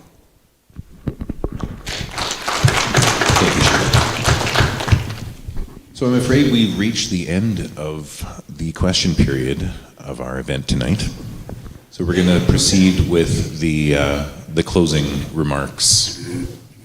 Everybody's going to have 2 minutes to make a closing statement. I'm quickly going to just finish off what Brenda Beliveau had started in her opening remarks, and then she's just got a short little bit in for closing. So to continue, she says, my work experience has allowed me knowledge and education that cannot always be taught in school. I have worked with Saskatchewan Health Authority and worked part-time for the Ministry of Justice, the Ministry of Social Services as an office assistant. These jobs helped me to understand how they operate and gave me a view of our community from a different perspective. I also worked for Nipawin Kids First, which provided me first-hand knowledge about areas in our community that need support and the importance of working with all individuals and families. In closing, I'm aware this position can be time-consuming and there is a lot to learn about legislation, bylaws, and the different acts that are involved in proper procedure. I'm willing to dedicate my time to learning and working with the team to have positive outcomes. And then she says, in closing, I would like to thank the Chamber of Commerce for organizing this forum and to the Apostolic Church for the facilities, also all the volunteers that make this possible. One of the most important factors when seeking a term for council, I feel, is the willingness to work as a team member and knowing there are boundaries and legislation that must be followed. Being part of a team means being able to actively listen and share your input in a respectful and diplomatic manner. Some conversations are going to be difficult, and there is a saying I like to live by. It says you won't learn if you already think you know everything. We can all learn. If elected, I will work hard to represent the public and consider the well-being and interests of our municipality. I will support the diversity in our community and help to create economic, environmental, and cultural visibility for present and future generations. I'm grateful for the opportunity and to all who support me on this endeavor. Thank you.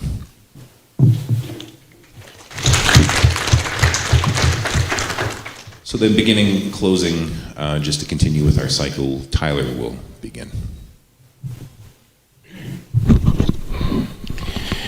Well, it's been quite the evening.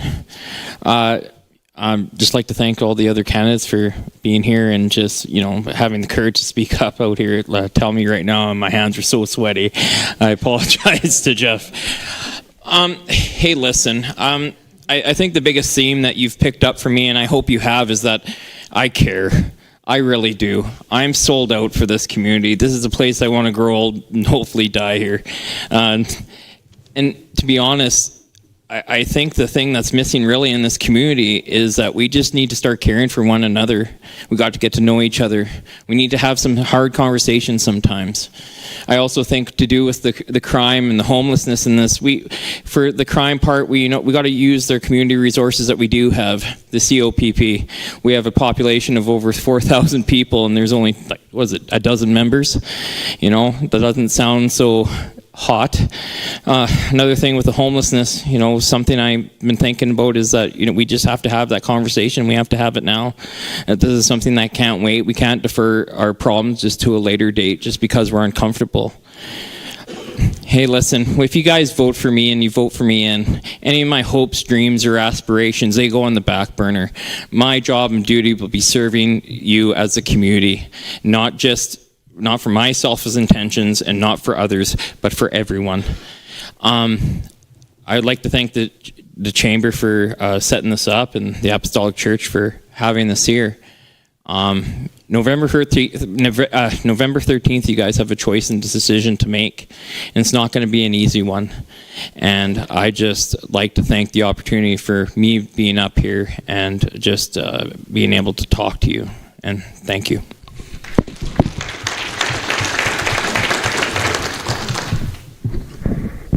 Stacy. In closing, I would like to say that I'm fully committed in council and that, as I said before, I will always work with honesty and integrity, not for one, not for a group, but for the whole of Nipawin. I'm not really sure what else to say other than,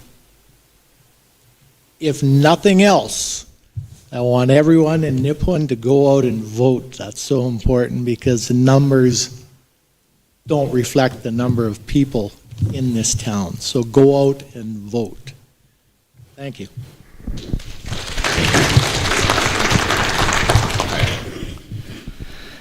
Firstly, I'd like to thank everybody for participating in tonight's council forum. Additionally, I'd like to applaud all candidates for their dedication to our community. If elected for council, I commit to always staying true to my principles and my core values and safeguard the trust of Nipawin's residents, always prioritizing the welfare and future prospects in every decision that I make. Transparency in the town's best interests will be the guiding principles for every decision that I make, serving as a voice for our community. I wish everybody the best, and I appreciate the opportunity to be here. Yes. I had this thing prepared for the closing, and I've never done anything like this before. This is the first time out in political arena, I guess, for the lack of a better term. And all the stuff that I wrote was all fancy and nice, but I think it's better coming from the heart. We have a beautiful community. I've said this before. I spent 35 years in the truck, traveled around North America, or not North America, but the United States, pretty much seen all the states. And my favorite site is when you come around the curve at White Fox and you go down and you top the river valley. And you look down in there, and if it's the fall of the year, it's just gorgeous in there. I don't know where else in the world that you would see anything like that. So we have a beautiful community, and you come around it past Maureen and Les and Tom, Jack, you're coming into town and you see the big sign there, welcome to Nipawin, with all the businesses on there. I was going to count them there, but I was driving too fast. Come up to the new police station and you look down Main Street, and most recently there's a bunch of banners. I'm going to lose it here. There's a bunch of banners on them street posts down there. And folks, that's where we came from. And let's continue on. Let's get Nipawin back to where it was. And yeah, we have a beautiful spot, and let's enjoy it. Morale has been down. We've had some crappy stuff going on in our community, but let's kick it in the butt and let's win. Get out and vote on the 13th of November. That's important. I don't see there's going to be any snow coming, so we should all be able to get there. There shouldn't be any excuses. So please, folks, November 13th at your respective polling locations, please come out and mark your X. Thanks. Thank you, Les. Lyndon. Well, as I mentioned before, when I was younger, I spent time at Ratner, just southwest of here, and some of the things that I appreciated back then brought my wife and me back here after retirement from Lakeland College. I'd sure like to add my services here to help make Nipawin a place where you and I want to be, spend the rest of my life here. Some of the things that I think we can do to accomplish that as a council, it doesn't hurt to attract new business, and it doesn't hurt to attract big business in some senses. I think there's some opportunities around here.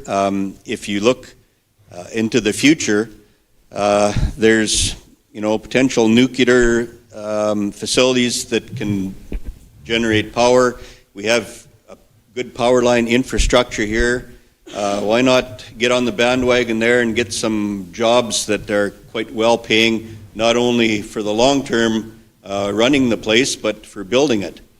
I think also some of the new industry is the hydrogen industry. The government's setting up in the industrial corridor between Regina and Moose Jaw a hydrogen plant to separate hydrogen from methane. Another way of doing that is you can separate it from water. So if we have nuclear facilities, we can use electricity to make hydrogen, which is a very good renewable option. And it's being worked on quite a bit now in Alberta. And like I say, the government here is doing that in the industrial corridor. So why not get on the bandwagon with that and be one of the first in the communities to do it. Lots of things going on. I think there was very good people here that could be great counselors, and I'll just leave it at that. Hope to see you on the 13th. Thank you, Lindy. And John. I guess first of all, I'd just like to thank Lisa and the Chamber for putting this on, and the Apostolic Church for giving us the opportunity to be here. I really want to be on the council. My love for this community over the last 35 years has just kept growing. I like volunteering, doing things in the community. When my kids were younger, I was always a supporter of kids' sports by coaching, umping, reffing hockey, whatever was there, giving kids rides to games that didn't have the ability to get there otherwise, and maybe buying them a burger afterwards because they didn't have any cash. And I believe my experience in management of large and small businesses gives me an up on being able to help with council and make decisions to help our town grow into the thriving community that it should be. Thank you. Thank you, John. And Lisa. Thank you all again for being here and for caring about Nipawin's future. I'd like to thank the Chamber for putting this on, our moderator, Ben, and the Apostolic Church for hosting us. I want to also commend everyone on stage here with me as well as those who were up here on Monday for putting themselves out there. It takes courage, sweaty palms, and a deep commitment to our community. And we are very fortunate to have so many members of our community stepping up to serve this year. Finally, I want to extend my gratitude to our mayor and our council for the service that they have already dedicated to our town. Next year, Nipawin will celebrate its 100th birthday, a century shaped by resilience, hard work, and deep community connections. But like many towns across Canada, we face real challenges, from housing issues to safety concerns to choosing the best path for Nipawin's economic growth. The incoming council will need to prioritize solutions that make Nipawin a safer, more vibrant community for residents and visitors. Our current council has worked hard to address these issues, boarding up unsafe buildings, partnering with law enforcement, and investing in studies to understand what residents truly want for the future. The past few years have been challenging for Nipawin, with some turbulence beyond regular business that has tested the town's resilience and focus. But now that things have steadied, we have an opportunity to build on the positive momentum that's already underway. I'm inspired to see older homes being restored, new businesses opening their doors, and neighbors stepping up for one another. On Canada Day 2023, 119 km/h winds tore through our town, leaving a path of destruction. But our community came together to pick up the pieces, showing what Nipawin is made of, a community that supports each other, that cleans up together, and that rebuilds together.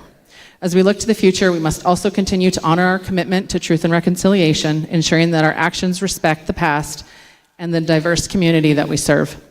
If you choose to vote fast on November 13th, you can count on me to work hard for this town, for each of you and for future generations that hopefully will include your children, your grandchildren, and your great-grandchildren. Nipawin was built on values that have endured for nearly a century, and it would be a great privilege to help shape the next 4 years. Thank you. Those are tough acts to follow.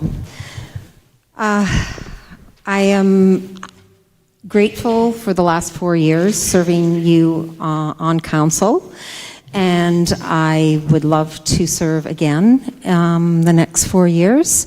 And I believe that I bring my compassion to the table, and I wish everybody else luck on November 13th. I suck at public speaking. I'll be the first to admit it, but if you can get me one-on-one, I will talk your ear off. So I will just leave it at that. Thank you. Good night. Jeff. They still remembered me over here. Excellent.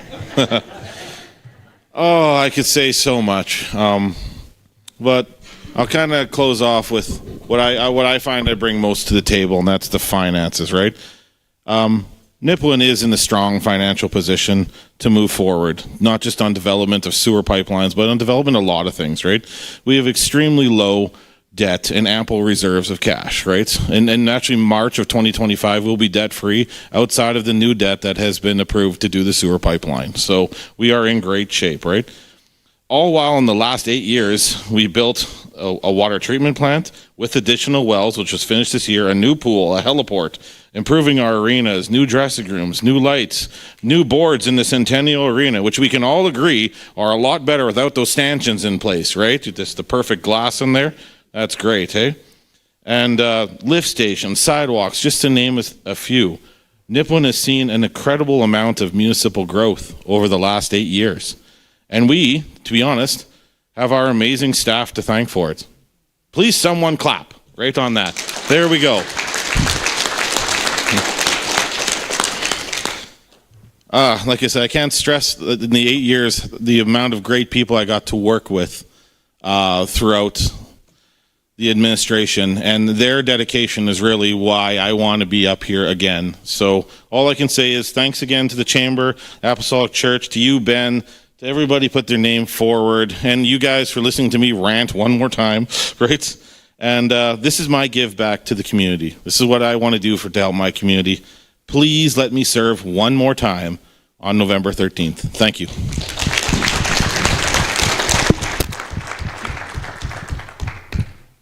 Thank you.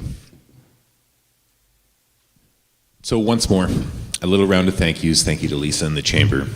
Thank you to Jordan, Chantal, and the Apostolic Church.